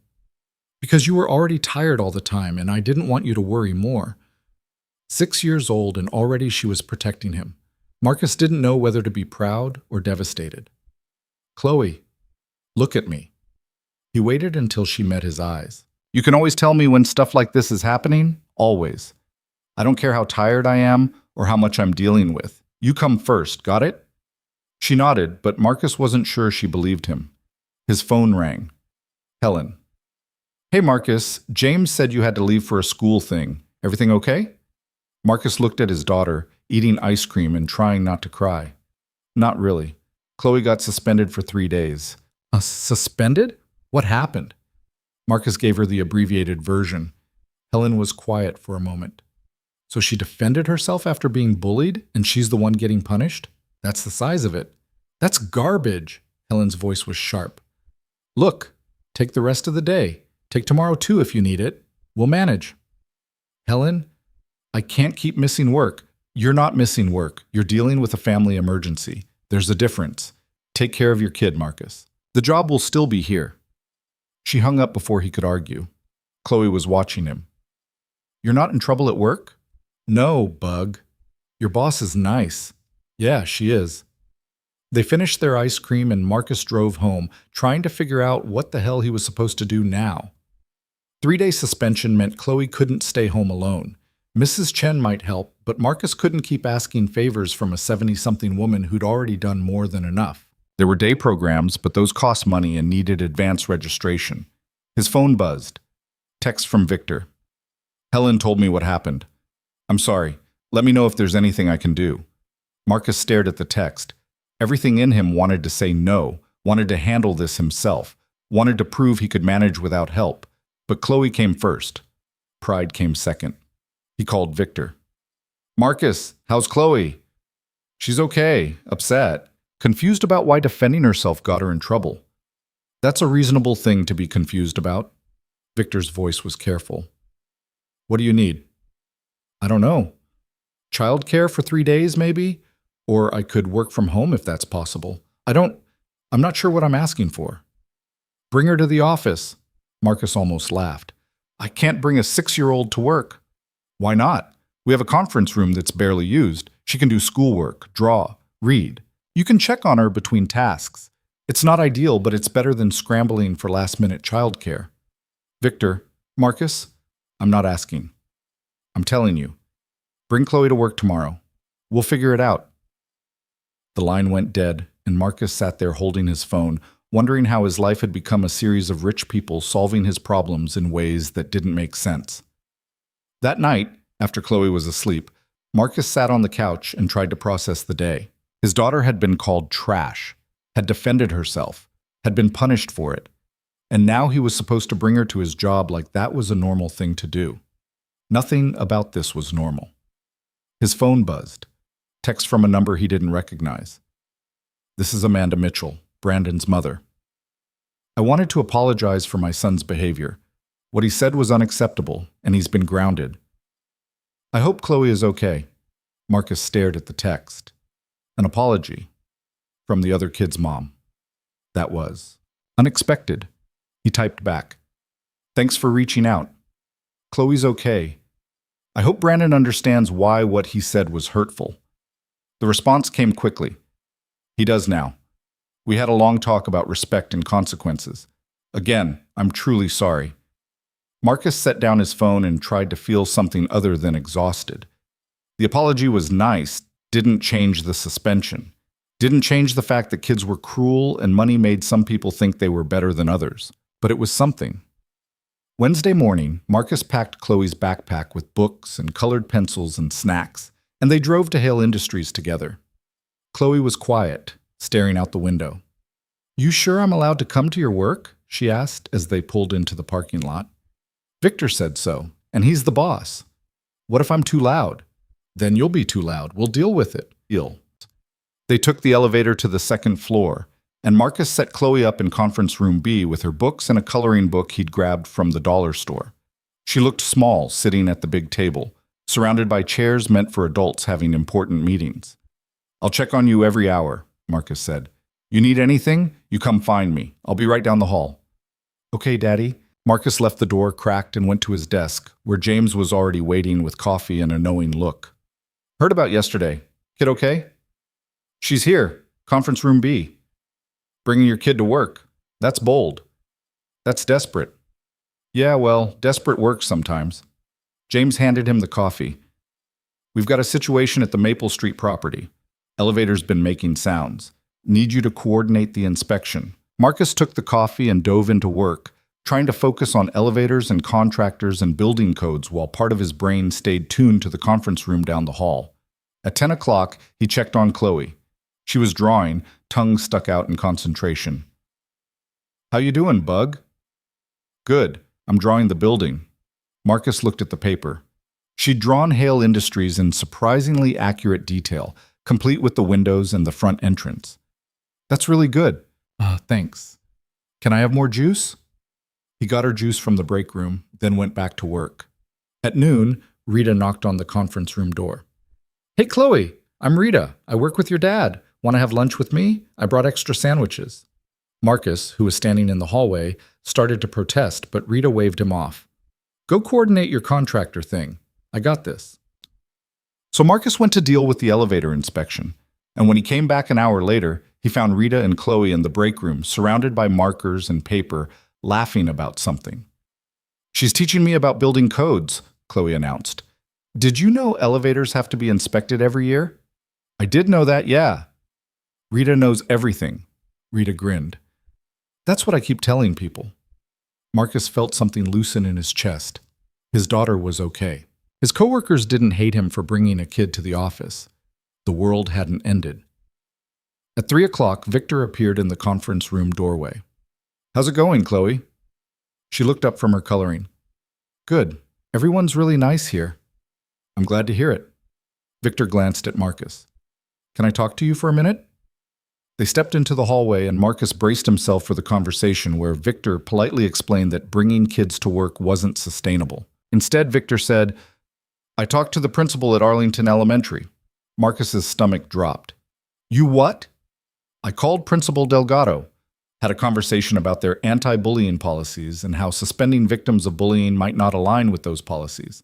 Victor, you can't just... I also mentioned that Hale Industries has donated to the school's infrastructure fund for the past 5 years, and we'd hate to reconsider that relationship over concerns about how students are treated. Marcus didn't know whether to be grateful or furious. "You threatened the school?" "I provided context. There's a difference." Victor's expression was calm. Chloe's suspension has been reduced to 1 day. She can go back tomorrow.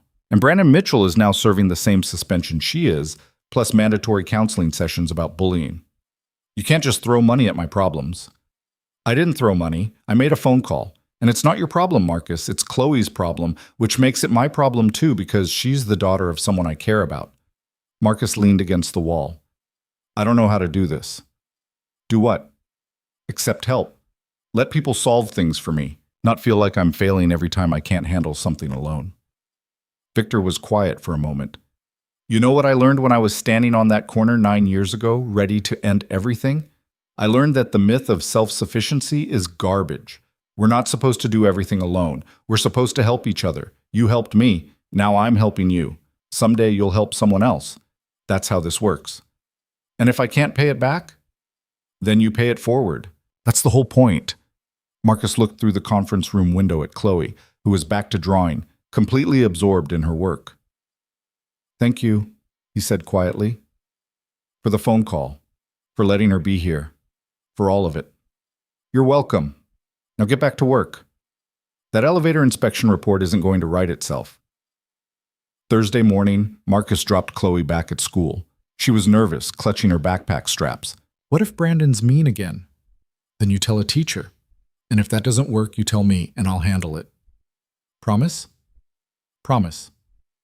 He watched her walk into the building, then sat in his car for 5 minutes, waiting to see if the school would call. They didn't. Chloe made it through the day without incident, and when Marcus picked her up, she was smiling. Brandon apologized, she announced, in front of everyone. How'd that go? It was weird, but nice, I think. He said his mom made him understand why what he said was wrong. Marcus thought about Amanda Mitchell's text. Maybe some people actually did try to do better when they realized they'd messed up. I'm proud of you, Bug, for handling this whole thing. I didn't really handle it. You and Victor did. You stood up for yourself. That's the hard part. The rest is just logistics. The next few weeks settled into something that almost looked like normal. Marcus went to work, Chloe went to school, and the rhythm of it all started to feel less like pretending and more like living. The learning curve at work flattened out. He still didn't know everything, but he knew enough to fake it most days. James had stopped watching him like he might bolt at any moment. Rita actually seemed to like him. Paul asked too many questions, but that was just Paul. Marcus's probationary period was halfway done. 45 days until the job became permanent, until the health insurance kicked in, until this temporary miracle turned into something real. He was starting to believe it might actually happen. Then, on a Friday afternoon 6 weeks before his probation ended, Marcus got a call from an unknown number. Mr. Reed, this is Dr. Patterson from Cedar Valley Medical. I'm calling about some outstanding medical bills from your wife's treatment. Marcus's hand tightened on the phone. Those bills are 3 years old. I've been making payments. Yes, but the account has been sold to a collections agency. They're requesting full payment within 30 days, or they'll proceed with legal action. How much? $47,312. Marcus felt the world tilt. That's not possible. The bills were $28,000. With interest and collection fees, the amount has increased. I'm sorry, Mr. Reed. I'm just relaying the information. Well, I don't have $47,000. I understand. I'd recommend contacting the collections agency directly to discuss payment options. Their information is on the letter we sent. What letter? It was mailed 2 weeks ago. You should have received it by now.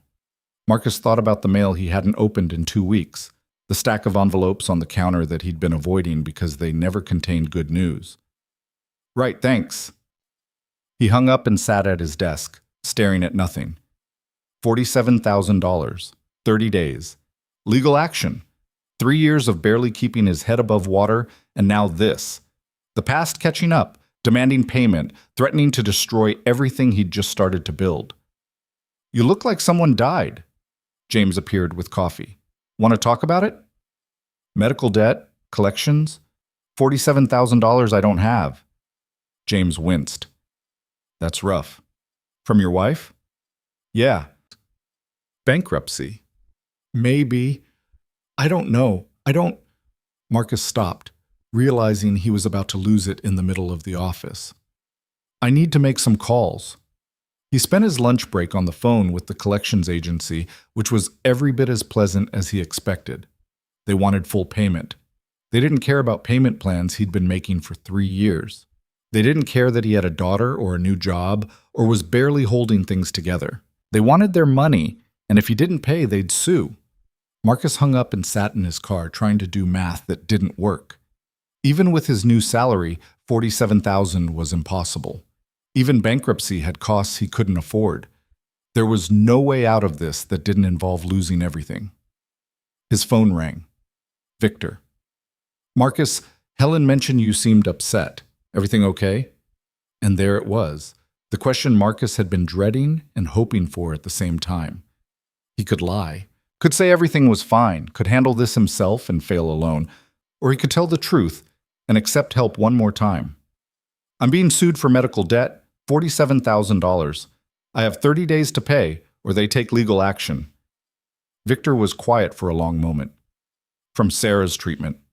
Yeah. And you've been making payments? For 3 years. But they sold the debt to collections, and now the amount's almost doubled. That's predatory. That's legal, apparently. Another pause. I can help with this.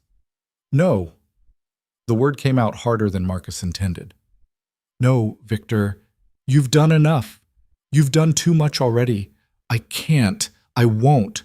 Marcus, I mean it. You gave me a job. You paid my rent. You fixed my daughter's school situation. You've rebuilt my entire life. I can't keep taking from you. It's not taking if I'm offering. It is when I have nothing to give back. Marcus heard his voice crack and hated it. Every time you help me, I get further in debt to you. Not money debt. Worse than that. The kind of debt that means I'll never be able to look at you like an equal, never be able to stand on my own, never be anything other than the charity case you rescued. That's not how I see you. But it's how I see myself. Marcus closed his eyes. I need to figure this out on my own. Even if figuring it out means losing everything? Yeah, even then, Victor sighed. You're stubborn. You're just now noticing? I noticed from the beginning. It's part of why I thought you'd survive this job. A pause. But Marcus, being stubborn doesn't mean being stupid. Let me at least connect you with a lawyer who can review your options. No charge, just information. Marcus wanted to say no, wanted to hang up and handle this himself and prove he could be self-sufficient. But Chloe came first, and if there was a chance a lawyer could help, he had to take it. Just information, Marcus said. Nothing else. Just information. I'll text you the contact. That evening, Marcus sat at his counter with the stack of unopened mail, finally forcing himself to go through it. Bills, mostly. A few notices from debt collectors. And there, near the bottom, a letter from Cedar Valley Collections demanding payment within 30 days or legal proceedings would commence. Chloe was at the table doing homework, completely unaware that their entire life was about to implode again. Daddy, how do you spell responsibility?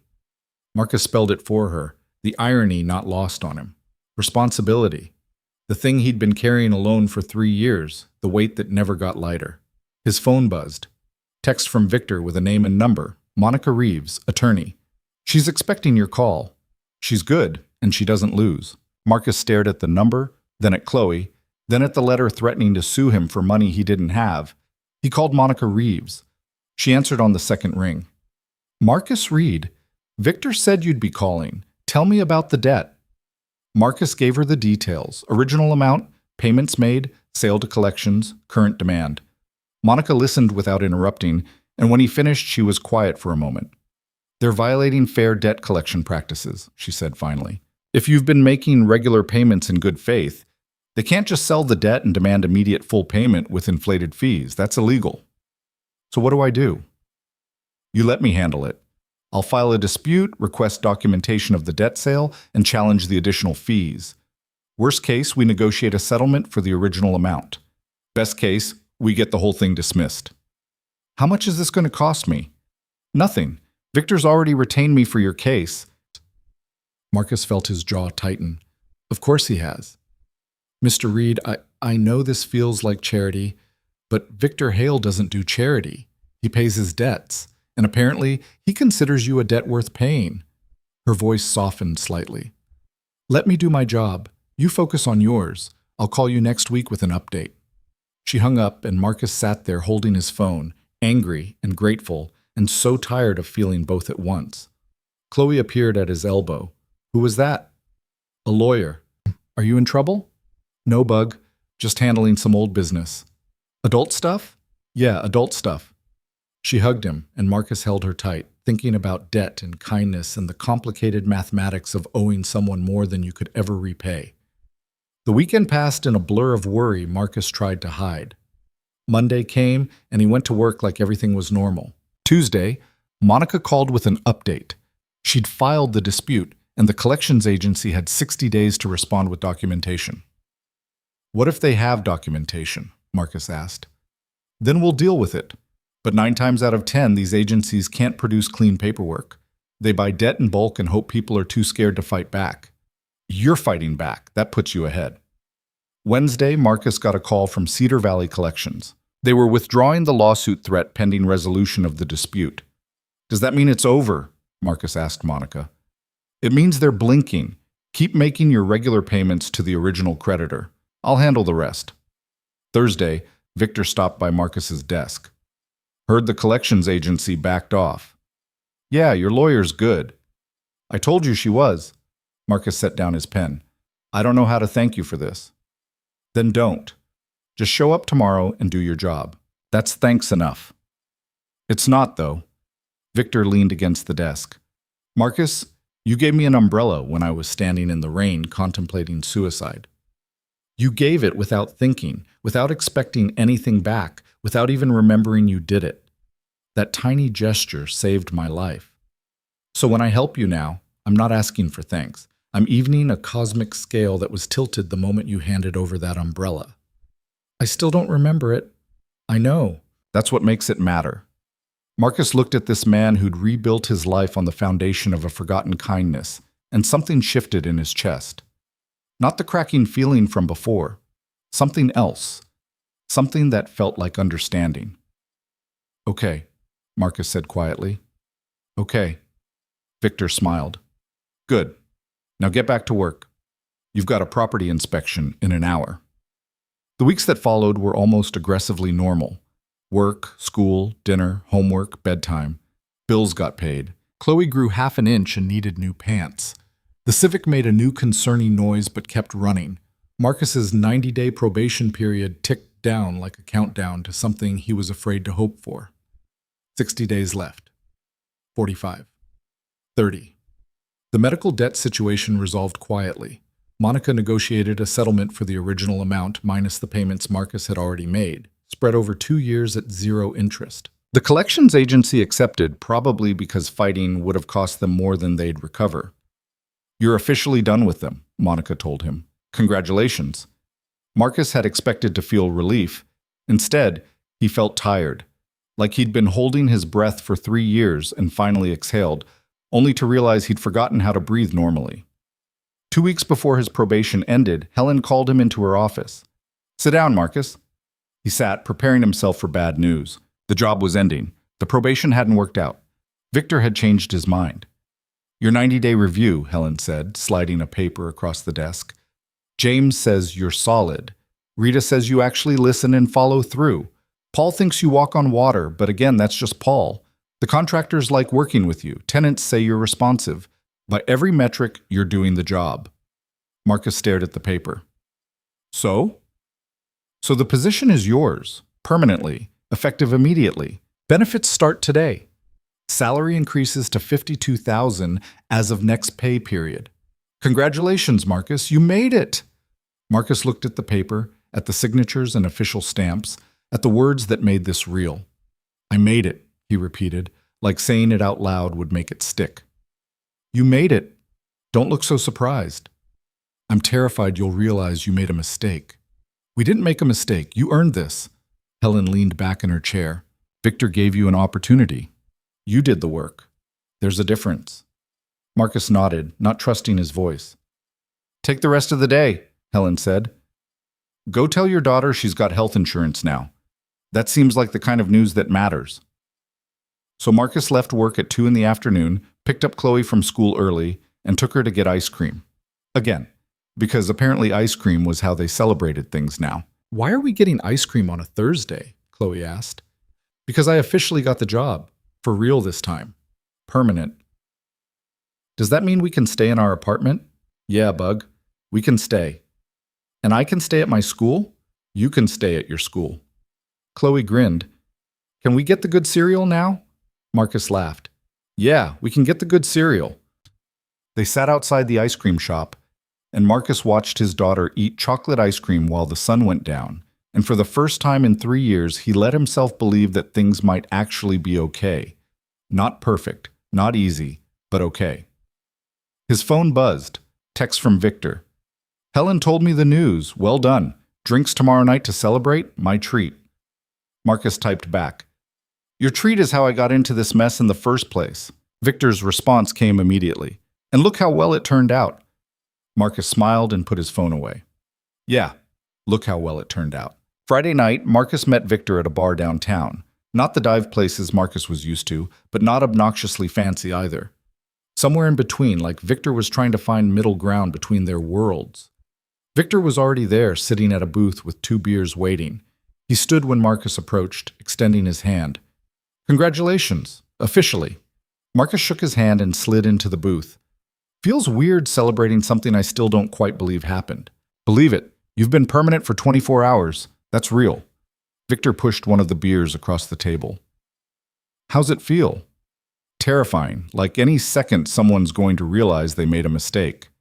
They didn't make a mistake, Marcus. You keep saying that, because it keeps being true. Victor took a drink. You know what the funny thing is? I hired you because I owed you, but James wants to keep you because you're good at the job. Those are 2 different things. James said that? James said, and I quote, Reed's got his head on straight. Doesn't panic. Doesn't pretend to know shit he doesn't. We should keep him. From James, that's practically a love letter. Marcus felt something warm settle in his chest. He's a good guy. He's been with me since the beginning, since I rebuilt after. Victor gestured vaguely. After the rain. They sat in silence for a moment. The bar had decent music playing, nothing too loud, just background noise that filled the gaps in conversation. Can I ask you something? Marcus said. Anything. What happened after I gave you the umbrella, I mean? What made you rebuild instead of just not? Victor considered the question, turning his beer bottle in slow circles. You want the real answer? Or the inspirational one? Real. I went home with your umbrella and sat in my apartment for 3 days straight. Didn't eat. Barely slept. Just sat there trying to understand why some random stranger would give away his umbrella to someone who looked like death. Victor's voice was quiet. I kept thinking about the groceries you were carrying, the fact that you were going somewhere, building something, living a life that included tomorrow, and I realized I wanted that more than I wanted to die. That's it? That simple? Nothing about it was simple, but yeah, that was the turning point. Victor met his eyes. I started with one decision, not to take the pills, then another decision the next day, and another the day after. Small choices that added up to a life I didn't hate living. And you rebuilt your company? Eventually. Took me 2 years just to get back to functional. Another 3 to actually build something sustainable. It wasn't overnight. It wasn't easy. But it was possible, which was more than I had standing in that rain. Marcus thought about his own rebuilding. 3 years of grinding poverty, and now this. 6 months of stability that still felt fragile. I'm scared, Marcus admitted, that this is temporary, that something's going to go wrong and I'll end up back where I started. That's reasonable. But also, that fear doesn't change whether something goes wrong or not. All it does is rob you of enjoying the now. When did you stop being scared? Victor laughed. Who said I stopped? I'm still terrified most days, just better at hiding it. They ordered food, burgers that were definitely better than the ones at Molly's diner, and talked about normal things. Chloe's school, work drama, whether the Civic would make it another year, or if Marcus needed to start shopping for a replacement. I can't afford a new car, Marcus said. Not yet, anyway. You could with a small loan, employee benefit, low interest. Marcus gave him a look. You're not loaning me money for a car. Why not? We do it for other employees. Other employees didn't already have their entire lives rebuilt by their boss. Fair point. Victor finished his burger. But the offer stands when you're ready. They were halfway through their second beers when Victor's phone rang. He glanced at it, frowned, and answered. This is Victor. A pause. When? Another pause, longer this time. I'll be there in 20 minutes. He hung up and stood. I have to go. Emergency at one of the properties. Which one? Riverside. Pipe burst. Flooding on 3 floors. Victor pulled out his wallet. I'll come with you. Marcus was already standing. That's my job, isn't it? Victor looked at him. It's Friday night. You're off the clock. So are you, apparently, and you're still going. Something shifted in Victor's expression. Respect, maybe, or just recognition. All right, let's go. They took Victor's car, a BMW that was nice without being obnoxious, and drove to the Riverside property. Marcus called James on the way. Pipe burst at Riverside. You available? Give me 30 minutes. I'll meet you there. The property was chaos when they arrived. Water was pouring out of the third-floor offices, cascading down the stairwell like an indoor waterfall. The night security guard looked panicked. I called the emergency line, but it just went to voicemail. You did good, Marcus said. Where's the water main shut off? Basement, I think. Maybe. Marcus looked at Victor. You know where it is? Northeast corner. Follow me. They ran down to the basement, Victor in his expensive suit and Marcus in his work clothes, both of them getting soaked as they navigated through the flood. Victor found the shutoff valve and turned it, and the roar of water slowly died down. Okay, Marcus said, pulling out his phone. I need to call the water damage restoration company, and a plumber, and probably someone to assess structural damage. You know who to call? Yeah, I've got the contacts in my phone. Marcus spent the next 20 minutes making calls, coordinating contractors, arranging for emergency services. James showed up with Rita, who'd apparently been having dinner nearby and decided to help. This is a disaster, Rita said, surveying the damage. It's manageable. Marcus was already making lists in his head. Restoration crew's on the way. Plumber will be here in an hour. We'll need to notify the tenants, document everything for insurance, and probably run some structural assessments before anyone goes back to those floors. You want me to start calling tenants? James asked. Yeah, Rita, can you start taking photos? We'll need documentation for the insurance claim. On it. Victor stood back, watching Marcus coordinate the emergency response like he'd been doing it for years instead of months. When Marcus finally paused to breathe, Victor approached. You're good at this. At dealing with disasters? Yeah, well, practice. At staying calm when everything's falling apart. That's a skill. Marcus looked at the water still dripping from the ceiling, at the ruined carpet and damaged drywall, at the mess that would take weeks to fully repair. It's just a pipe, he said. Nobody's hurt. The building's still standing. Everything else is fixable. That's a good way to look at it. It's the only way to look at it. Panicking doesn't fix the pipe. The restoration crew arrived, followed by the plumber, followed by the insurance adjuster, who Victor had somehow gotten to come out at 9 o'clock on a Friday night. Marcus coordinated all of them, directed the work, answered questions, made decisions. At midnight, with the immediate crisis under control, Victor pulled Marcus aside. You just handled a major property emergency like it was routine. It kind of was routine. Pipes burst, water gets everywhere. You call the right people and manage the chaos. Most people would have panicked. Most people haven't spent 3 years watching their lives fall apart one piece at a time. This? Marcus gestured at the water damage. This is easy. Nobody's dying. Nobody's losing their home. It's just water and drywall and money, all fixable. Victor was quiet for a moment. You've got perspective most people never get. Yeah, well, perspective's just a nice word for having survived worse.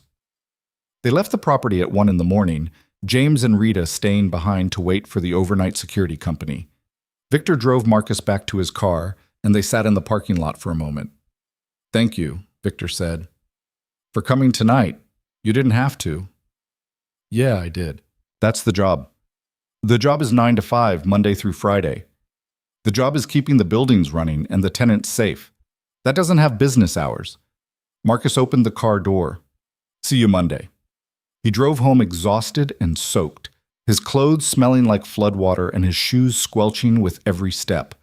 But something felt different, good different, like he'd proven something to himself, that he could handle this job, that he belonged here, that maybe Victor hadn't made a mistake after all. Chloe was asleep at Mrs. Chen's apartment. Marcus picked her up, carrying her back to their place and tucking her into bed without waking her. Then he showered, changed into dry clothes, and collapsed on the couch. His phone buzzed. Text from Victor. "You handled tonight better than most people I've worked with for years. Thank you." Marcus stared at the text, then typed back, "Just doing the job." Victor's response came immediately. "No. You went above and beyond. There's a difference." Marcus didn't know what to say to that, so he didn't say anything, just set his phone down and let himself feel the exhaustion that came with a crisis successfully managed. The weekend was quiet. Marcus took Chloe to the park, did laundry, bought groceries that included the good cereal. Small, normal things that felt monumental because they were possible now. No scrambling to make rent, no juggling 3 jobs, just life, regular and manageable. Monday morning, Helen called him into her office. "Heard about Friday night?" "Yeah, pipe burst, it's under control." "Victor said you handled it perfectly, stayed calm, coordinated everyone, made good decisions under pressure." "It wasn't that big a deal." Marcus, most people would have called me in a panic and waited for instructions. You saw a problem and fixed it. That's exactly what we need in this role. Helen leaned forward. "I'm promoting you. Senior Facilities Manager. 15% raise. More responsibility, but also more autonomy. Interested?" Marcus felt like he'd been hit with a brick.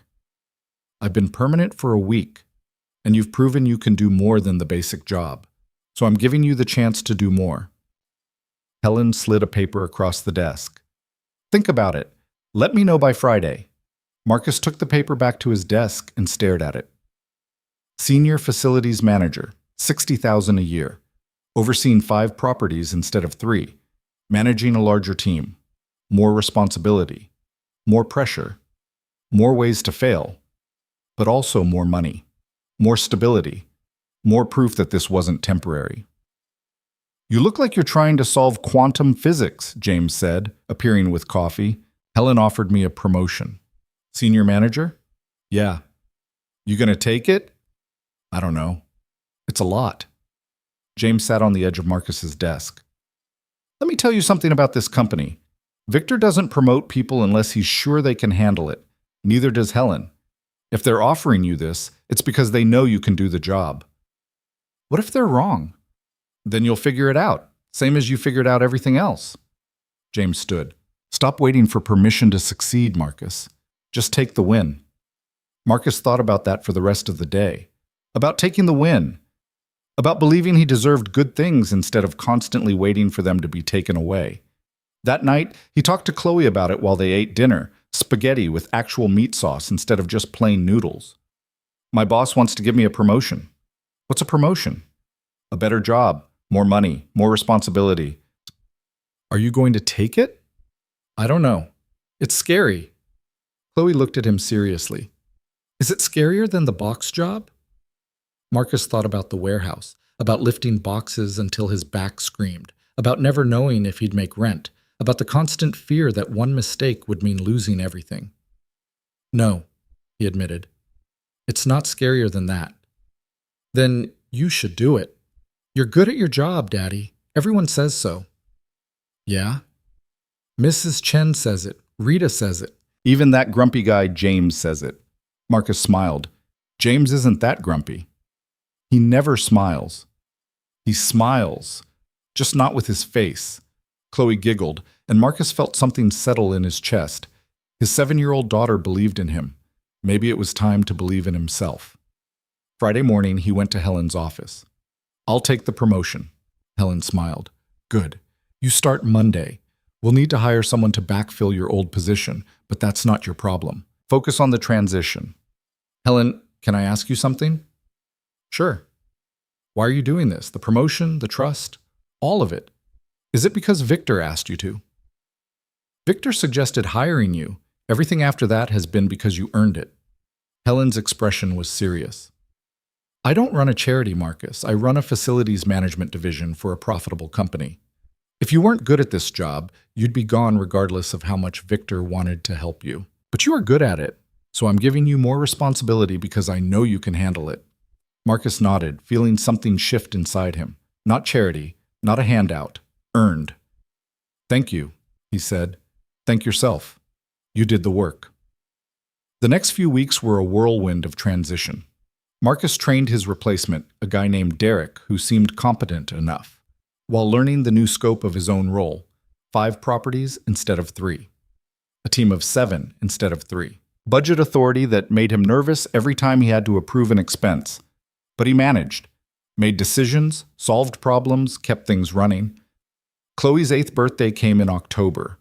Marcus threw her a party, just a small one in their apartment with a few school friends, but it had a real cake from a real bakery and actual decorations instead of stuff from the dollar store. The kids played games and ate too much sugar, and Chloe's face lit up in a way Marcus hadn't seen in years. "This is the best birthday ever," she said, hugging him tight. "Yeah, Bug?" "Yeah, because you're not tired all the time anymore." Marcus felt his throat tighten. "I'm still tired sometimes. But not the sad kind of tired, the regular kind." She was right. The bone-deep exhaustion of poverty had lifted, replaced with the normal tired that came from working hard at a job that actually paid enough to live on. "I love you, Bug," he said. "Love you too, Daddy." November brought the first snow. Marcus had to coordinate winter maintenance across all 5 properties, which meant contractors and salt deliveries and making sure heating systems were functioning. It was stressful but manageable, and when problems came up, and they always did, he handled them without panicking.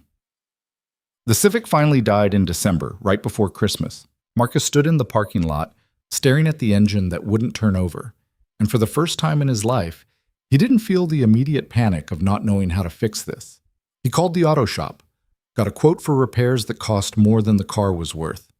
Then he called the bank about the employee car loan program Victor had mentioned months ago. 3 days later, he drove off the lot in a used Honda that was only 5 years old, had working heat, and didn't make concerning noises. The loan was manageable. The payments fit his budget. The car would last. "It's blue," Chloe said when he picked her up from school in it. "You like blue." "It's my favorite color. Did you get it blue on purpose?"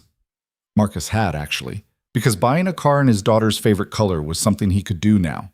Small luxury, huge meaning. Christmas was small but real. Marcus bought Chloe actual presents instead of dollar store toys. A nice art set, some books, a stuffed animal that wasn't threadbare. They had a real tree, small and slightly crooked, but decorated with lights that worked and ornaments Chloe had made in school. Victor and his wife invited them to Christmas dinner.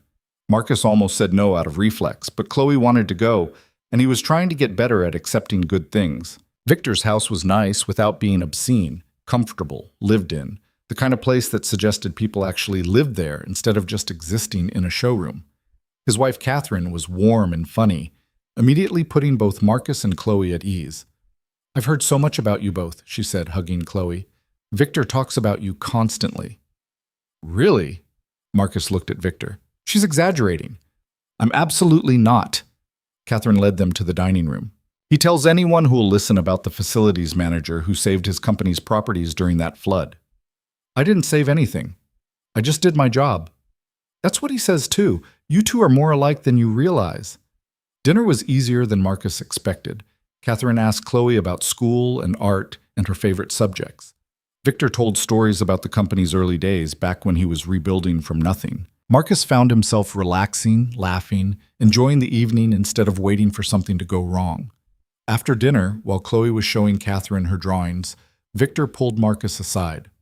"I have something for you." He led Marcus to his study and pulled out a box from the desk drawer. Inside was an umbrella, not new, kind of beaten up with a broken spoke and faded fabric. "Is this the umbrella you gave me 9 years ago?" Victor held it carefully. "I told you I still had it. I wanted to give it back." Marcus took the umbrella, feeling the weight of it, the worn handle that some version of himself had held in the rain. "I still don't remember giving it to you." "I know, but you did, and it mattered." Victor's voice was quiet. "I kept it as a reminder that small kindnesses have big consequences, that the things we do without thinking can change someone's entire trajectory, that we're all connected in ways we don't see." It's just an umbrella, Victor. It's never just an umbrella. It's proof that you were a good person even when you didn't have to be. Even when you had your own groceries to carry and your own problems to deal with. You stopped, you saw someone in pain, and you helped. No hesitation, no expectation of reward, just human decency in its purest form. Marcus turned the umbrella in his hands. What am I supposed to do with this? Keep it, use it, or give it to someone else who needs it. That's up to you. Victor smiled. But I wanted you to have it back. Felt right somehow. They rejoined Catherine and Chloe, who were looking at family photos. The rest of the evening passed in comfort and conversation, and when Marcus and Chloe left, hugging both Victor and Catherine goodbye, Marcus felt something he hadn't felt in years. He felt like he belonged somewhere. The drive home was quiet. Chloe fell asleep in the back seat, and Marcus glanced at the umbrella on the passenger seat, the physical evidence of a moment he couldn't remember that had changed everything. He thought about Victor standing in the rain, ready to die, about himself walking past with groceries, making a choice so small he didn't even remember it, about the years that followed, the chain of events set in motion by one thoughtless act of kindness. It didn't make sense that the universe didn't work this way. Good deeds weren't supposed to come back multiplied. Broken people weren't supposed to rebuild. Single fathers drowning in poverty weren't supposed to end up with good jobs and reliable cars and Christmas dinners at their boss's house. But here he was anyway, driving home in a working car, his daughter asleep in the back, an old umbrella in the passenger seat, and a future that looked nothing like the past 3 years of struggle. Marcus pulled into his parking spot and sat for a moment, engine running, thinking about trajectory and kindness and the impossible mathematics of debt and gratitude. Then he turned off the car, carried Chloe upstairs to their apartment that felt more like home than survival, and tucked her into bed with her new stuffed animal and her drawings from dinner. He stood in the doorway watching her sleep, and for the first time since Sarah died, Marcus let himself believe that things were going to be okay. Not perfect, not without struggle, but okay. And okay was more than he'd had in a long time. It was more than enough.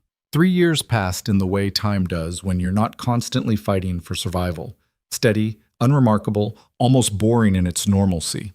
Marcus still worked at Hale Industries, still managed properties and coordinated contractors, and solved problems that ranged from mundane to catastrophic.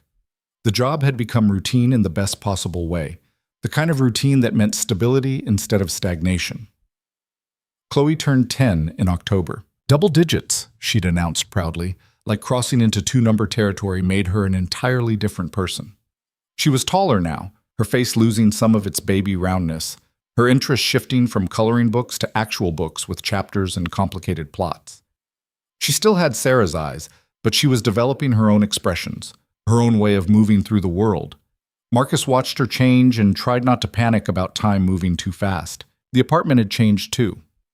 They'd moved 6 months ago to a 2-bedroom place in a better neighborhood, close enough to Chloe's school that she could walk with friends.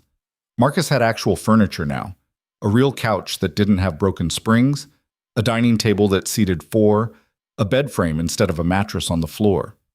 Small things that added up to a life that looked intentional instead of cobbled together from desperation. The umbrella Victor had returned sat in the coat closet. Marcus had used it exactly once during a rainstorm that caught him between his car and the office. It still worked, despite the broken spoke. Still kept the rain off. Still carried the weight of a moment he couldn't remember that had somehow led to all of this. On a Tuesday in March, Marcus got a call from Helen. "We need to talk. My office, when you have a minute."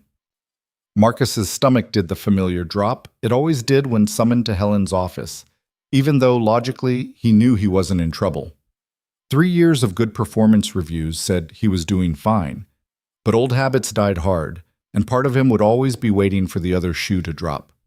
Helen was at her desk, surrounded by paperwork, and looking tired in a way that suggested she'd been dealing with corporate nonsense all morning. "Sit down, Marcus." He sat. "I'm leaving Hale Industries," she said without preamble. "My husband got a job offer in Denver. Good opportunity, better than what he's got here. We're moving in 2 months." Marcus felt something cold settle in his chest. "You're leaving?" "Yeah, and before you ask, yes, this is hard. I've been here 8 years, built this division from basically nothing, but family comes first, and this is what's best for us. Helen leaned back in her chair. Which brings me to why you're here. We need a new director of facilities management. The position's being posted internally first. I think you should apply. Marcus stared at her. Director? You've been senior manager for 2.5 years. You know the properties, you know the team, you know the systems. You handle emergencies without panicking. Contractors respect you. Tenants trust you. You're the logical choice. Helen, I barely finished high school. I don't have a degree. I don't have credentials. You have 3 years of proven performance. That's the only credential that matters. She slid a paper across the desk. Applications due Friday. Think about it. Marcus took the paper back to his desk and tried to process what had just happened. Director. The top facilities position in the company, overseeing all the properties, managing the entire team, reporting directly to Victor and the executive board. It was insane. He wasn't qualified. He didn't have the background, the education, the experience that a position like that required, but he wanted it. The realization hit him hard. He actually wanted the promotion, wanted the challenge, wanted to see if he could do it. You look like you've seen a ghost. James appeared with coffee. Always with the coffee. Marcus was pretty sure James had a secret stash somewhere. Helen's leaving, moving to Denver. Yeah, she told me this morning. Tough break. She's been good to work for. She wants me to apply for her job. James didn't look surprised. You gonna do it? I don't know. It's a lot. Everything's a lot until you figure out how to do it. You thought senior manager was a lot 3 years ago. Now you do it without thinking. James sat on the edge of the desk. You know what your problem is, Marcus? You keep waiting for someone to give you permission to be successful. Nobody's going to do that. You just have to take it. What if I fail? Then you fail. But you won't. You're too stubborn. Marcus thought about it for the rest of the day. Thought about it through dinner with Chloe, through helping her with homework, through the quiet hours after she went to bed, when he sat on his actual couch in his actual living room and tried to imagine himself as a director. On Wednesday, he talked to Victor about it. Not in the office. Marcus had learned that important conversations happen better over coffee or lunch or anywhere that wasn't a formal setting. They met at Molly's Diner, same booth where Victor had first offered Marcus the facilities job 3 years ago. Full circle, in a way that felt intentional. Helen thinks I should apply for her position, Marcus said after they had ordered. What do you think? I think she's lost her mind, Victor smiled. Helen's one of the sanest people I know. If she thinks you can do it, you probably can. I don't have the qualifications. You have the experience. That's worth more. Victor took a drink of coffee. Can I tell you something? When I was rebuilding my company after everything collapsed, I hired a lot of people with impressive credentials. MBAs, degrees from good schools, years of experience in their fields. You know how many of them actually performed? Maybe half. The other half looked good on paper and couldn't execute when things got messy. And then I hired people who'd survived hard times, people who knew how to solve problems with limited resources, who didn't panic when everything went sideways, who understood that perfection was the enemy of progress. Those people outperformed the credential holders every time. Victor met his eyes. You're one of those people, Marcus. You've been managing in crisis mode your entire life. This job is just crisis mode with better pay. What if I mess up? Then you'll fix it, same as always. Marcus sat with that for a moment. Same as always? Like the director position was just another broken pipe or flooded basement or emergency that needed handling.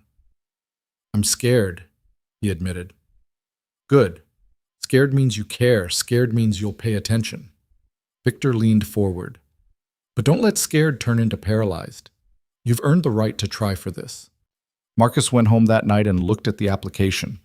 Really looked at it, instead of just seeing it as an impossible thing he couldn't have. The requirements listed were experience managing teams, knowledge of facilities systems, ability to handle budgets and vendor relationships, strong problem-solving skills. Nothing about degrees or credentials. Nothing he hadn't already been doing. On Thursday, he filled out the application, wrote about his experience, his approach to management, the emergencies he'd handled, and the teams he'd built. It felt like bragging, putting all of it on paper, but it was also just facts, things he'd actually done. Friday morning, he submitted the application to HR. Friday afternoon, Helen called him into her office again. You applied? Yeah. Good. Because if you hadn't, I was going to be very disappointed. She smiled. Interviews next Wednesday with the executive team. Victor, me, and 2 board members. Dress nice, bring examples of your work. Don't undersell yourself. Helen, you've got this, Marcus. Trust me. The weekend was a blur of nerves. Marcus pulled together a presentation of projects he'd managed, emergencies he'd handled, improvements he'd implemented. Chloe helped him pick out a new suit, his first real suit, not just dress pants and a button-down. She had opinions about ties, most of which made no sense, but made her happy, so Marcus went with her choice. You look fancy, she said when he tried everything on. Too fancy? No such thing as too fancy for an important meeting. When did you get so smart? I've always been smart. You just notice more now. Monday and Tuesday dragged. Marcus worked, handled routine issues, and tried not to think about Wednesday. Failed at not thinking about Wednesday. Wednesday morning came too fast. Marcus dropped Chloe at school, drove to the office, and sat in his car for 10 minutes practicing breathing like a normal human. The interview was in the main conference room. Victor, Helen, and 2 board members Marcus vaguely recognized from company events. They were professional, asking questions about his management philosophy, his approach to problem solving, how he'd handle various scenarios. Marcus answered honestly, didn't try to sound smarter than he was, didn't pretend to have experience he lacked, just told them what he knew, how he worked, what he'd learned. You don't have a college degree, one of the board members said. It wasn't a question. No, sir. I barely finished high school, had to start working young. Does that concern you, managing a division without formal education? It would concern me more if I didn't know how to do the job, but I've been doing versions of this job for 3 years. I know the properties, I know the systems, I know how to manage people and solve problems. A degree wouldn't change any of that. The board member nodded slowly. Fair enough. The interview lasted 90 minutes. When it was over, Helen walked Marcus out. You did well. I felt like I was fumbling half the answers. You were honest and direct. That's what they needed to hear. She squeezed his shoulder. Decision should come by Friday. Try not to panic between now and then. That's asking a lot. I know. Panic anyway, but quietly. Marcus made it to Friday in a state of controlled anxiety. Worked through the week, handled a minor plumbing emergency at the Cedar Street property, coordinated routine maintenance across all 5 buildings. Normal stuff that kept his hands busy while his brain spun in circles. Friday afternoon, HR called him. Marcus Reed, can you come to the executive floor? Victor Hale wants to see you. Marcus's heart rate kicked up about 40 notches. He took the elevator to the top floor, walked through hallways he rarely visited, and was shown into Victor's office. Victor was at his desk, paperwork spread everywhere. He looked up when Marcus entered and smiled. Close the door and sit down. Marcus did both, trying to read Victor's expression and failing completely. The board made their decision, Victor said. Okay. They want to offer you the position, Director of Facilities Management. Starts when Helen leaves in 6 weeks. $85,000 a year, full executive benefits, company car allowance, the works. Victor slid a folder across the desk. Offer letters in there. Take the weekend to think about it, but I'm hoping you'll say yes. Marcus opened the folder with shaking hands. $85,000. Executive benefits. Company car allowance. 3 years ago, he'd been making poverty wages across 3 jobs, drowning in debt, watching his daughter grow up in mismatched clothes and cardboard cereal. Now this. I don't know what to say. Say yes, or say you need time to think. Both are fine. Victor leaned back in his chair. But Marcus, I want you to know something. This isn't charity. This isn't me repaying a debt. This is you earning a position through 3 years of consistent, excellent work. The board chose you because you're the best candidate, not because I pushed for you, because you proved yourself. Marcus looked at the offer letter, at the numbers that seemed impossible, at the title that felt too big. Can I ask you something? Anything. Do you ever regret it? That day in the rain, I mean. Do you ever wish you'd just taken the pills and been done with it? Victor was quiet for a long moment. No, never. Some days are harder than others, but I've never regretted choosing to live. That umbrella saved my life, Marcus. And not just in the immediate sense. It showed me that the world still had kindness in it, that people still helped each other for no reason except it was the right thing to do. That was worth rebuilding for. I still don't remember giving it to you. I know. That's what makes it perfect. You helped someone without thinking it mattered, and it changed two lives. Yours and mine. That's the whole point. We don't know which small moments are going to echo forward. So we just do the kind thing, the helpful thing, and trust that it matters somewhere down the line. Marcus felt something shift in his chest. Not the cracking from before, something else. Something that felt like understanding. I'll take the job, he said. You sure? You can think about it over the weekend. I'm sure. I want this. And I think I can do it. Victor stood and extended his hand. Welcome to the executive team, Director Reed. They shook hands, and Marcus felt the weight of it, the trust, the responsibility, the chance to build something bigger than just his own survival. He left Victor's office and went straight to his car, calling Chloe's school from the parking lot. Can I speak to Chloe Reed? It's her father. I need to pick her up early. Is everything all right, Mr. Reed? Everything's great. I just want to take my daughter out for ice cream. 20 minutes later, Chloe slid into the passenger seat, confused and curious. Did something happen? I got a promotion, a big one. How big? Director big. I'm going to be running the whole facilities division. Chloe's face lit up. That's the boss job. You're going to be a boss. I'm going to be the boss, yeah. Can we celebrate? That's why I picked you up early. Ice cream? Ice cream. They went to their usual spot, and Marcus got coffee ice cream while Chloe got chocolate, and they sat outside even though it was barely warm enough because Chloe liked watching people walk by. I'm proud of you, Daddy. Marcus felt his throat tighten. Yeah? Yeah. You worked really hard, and you were sad for a long time after Mommy died, but you're not sad anymore. Not the same way. I still miss her. I know, me too. But you're happy now. Different happy than before, but still happy. Marcus looked at his daughter, 10 years old and somehow wise beyond anything her age should allow, and felt the full weight of the past 3 years settle over him. The struggle, the help, the slow climb from barely surviving to actually living. You know what I learned? He said. What? That asking for help isn't the same as failing, and that kindness matters, even when you don't see the results right away. Is that about Victor and the umbrella? Marcus had told her the story last year when she'd asked why Victor was so nice to them. The abbreviated version, but enough that she understood. Yeah, it's about the umbrella.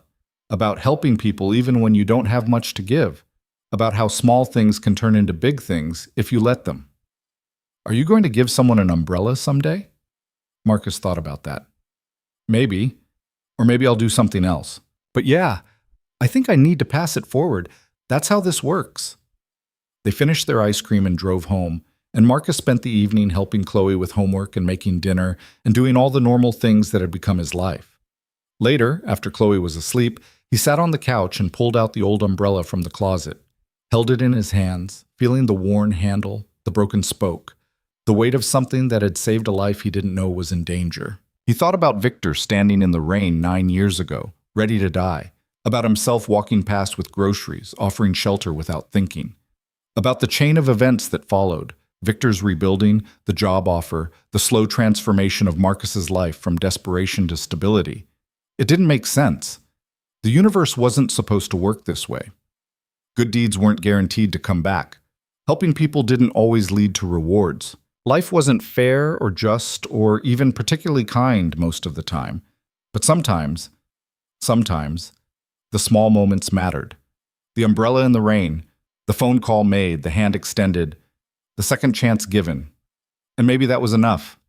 Not a guarantee, not a formula, just a possibility. That kindness could echo forward in ways you'd never see. That helping someone might save more than just that moment.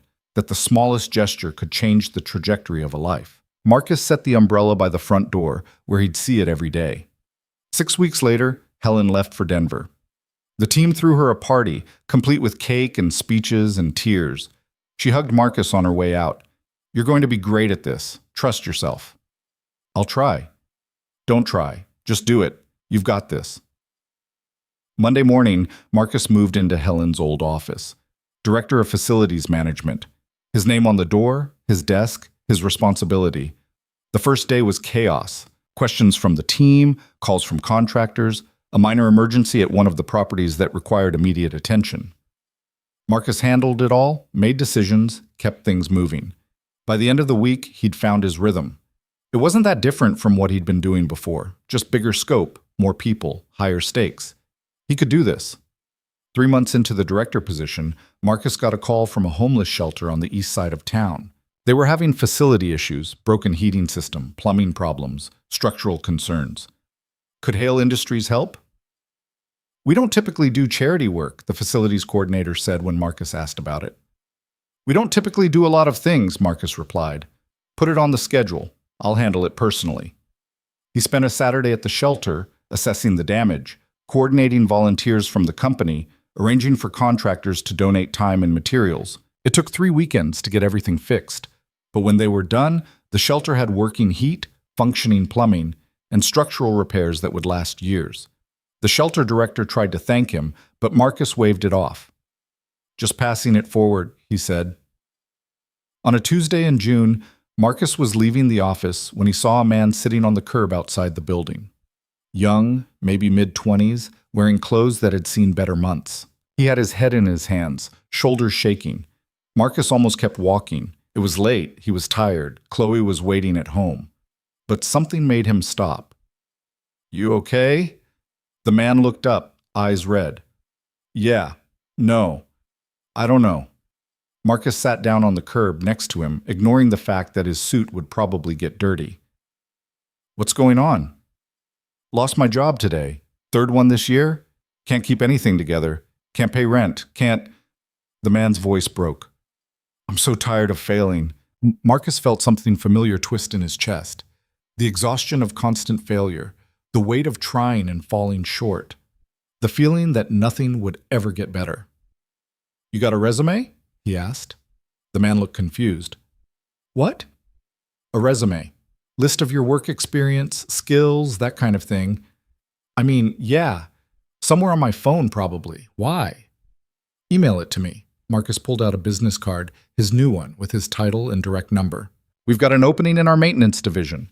Entry level, but it's steady work, decent pay, benefits. The man stared at the card like it might disappear. You're serious? Dead serious. Email me your resume tonight. I'll forward it to HR tomorrow. Can't guarantee you'll get the job, but I can guarantee you'll get a fair interview. Why would you do this? You don't even know me. Marcus stood up, brushing off his pants. Someone helped me once when I needed it. Didn't know me either. Didn't matter. This is me passing it forward. Thank you. I don't know what else to say. Say you'll show up for the interview if they call you. That's all I need. Marcus walked to his car, got in, and sat there for a moment. The man was still on the curb, staring at the business card like it was a winning lottery ticket. Maybe it was. Maybe it wasn't. Marcus didn't know if the guy would follow through, didn't know if he'd be a good fit for the job, didn't know if this small gesture would matter at all. But he'd done it anyway, because that was the point. You helped when you could, without expecting anything back, without knowing if it would make a difference. You passed it forward. Marcus drove home, thinking about umbrellas and business cards and the strange mathematics of kindness. When he got home, Chloe was doing homework at the kitchen table. How was work, Daddy? Good. Interesting. Met someone who reminded me of something important. What's that? Marcus hung up his jacket and sat down across from her. That we don't help people because we know it'll work out. We help because it's the right thing to do, and sometimes that's enough. Chloe nodded seriously, like this made perfect sense. Like when you gave Victor the umbrella. Exactly like that. Are you going to keep helping people? Yeah, Bug. I think I am. Good. That's what makes you a good daddy. Marcus felt something warm settle in his chest. Not pride exactly, something quieter. Satisfaction, maybe. The knowledge that he was building something worth having, not just for himself, but for Chloe, for the people he worked with, for strangers who needed an umbrella in the rain. That night, after Chloe was asleep, Marcus stood in the doorway of her room and watched her breathe. 10 years old. Growing up in a two-bedroom apartment with decent furniture and good cereal and a father who wasn't drowning anymore, she'd never remember the worst of it. The years of poverty, the constant fear, the feeling that everything was one emergency away from collapse. She'd grow up thinking this stability was normal, that having enough was just how life worked. And maybe that was the whole point, breaking the cycle, making sure the next generation didn't inherit the same struggles, building something better and passing it forward. Marcus closed her door quietly and went to the living room, where the umbrella still sat by the front door. He picked it up, testing the weight of it, remembering Victor's words. Small kindnesses have big consequences. He thought about the chain of events that started with an umbrella and ended with him here, in a life he'd never imagined possible. Thought about the man on the curb tonight, maybe starting his own chain. Thought about all the moments in between, the help given, the help received, the slow transformation from surviving to living.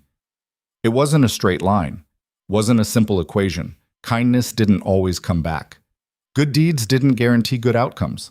Life was messy and unfair and hard. But sometimes, the small moments mattered. Sometimes the umbrella made it back to you, changed and weathered but still functional. Sometimes the stranger you helped became the person who rebuilt your life. Sometimes paying it forward was the only math that actually worked.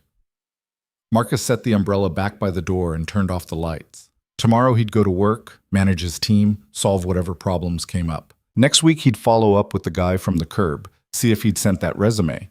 Next month, next year, he'd keep building, slowly, carefully, with the knowledge that nothing was guaranteed but trying still mattered. And somewhere down the line, maybe years from now, maybe decades, someone else would tell a story about a small kindness that changed their trajectory. A business card given, a chance offered, a hand extended when it mattered most. The cycle would continue. The kindness would echo forward. The umbrella would find its way through the rain. And that, Marcus thought as he headed to bed, was enough. More than enough. It was everything.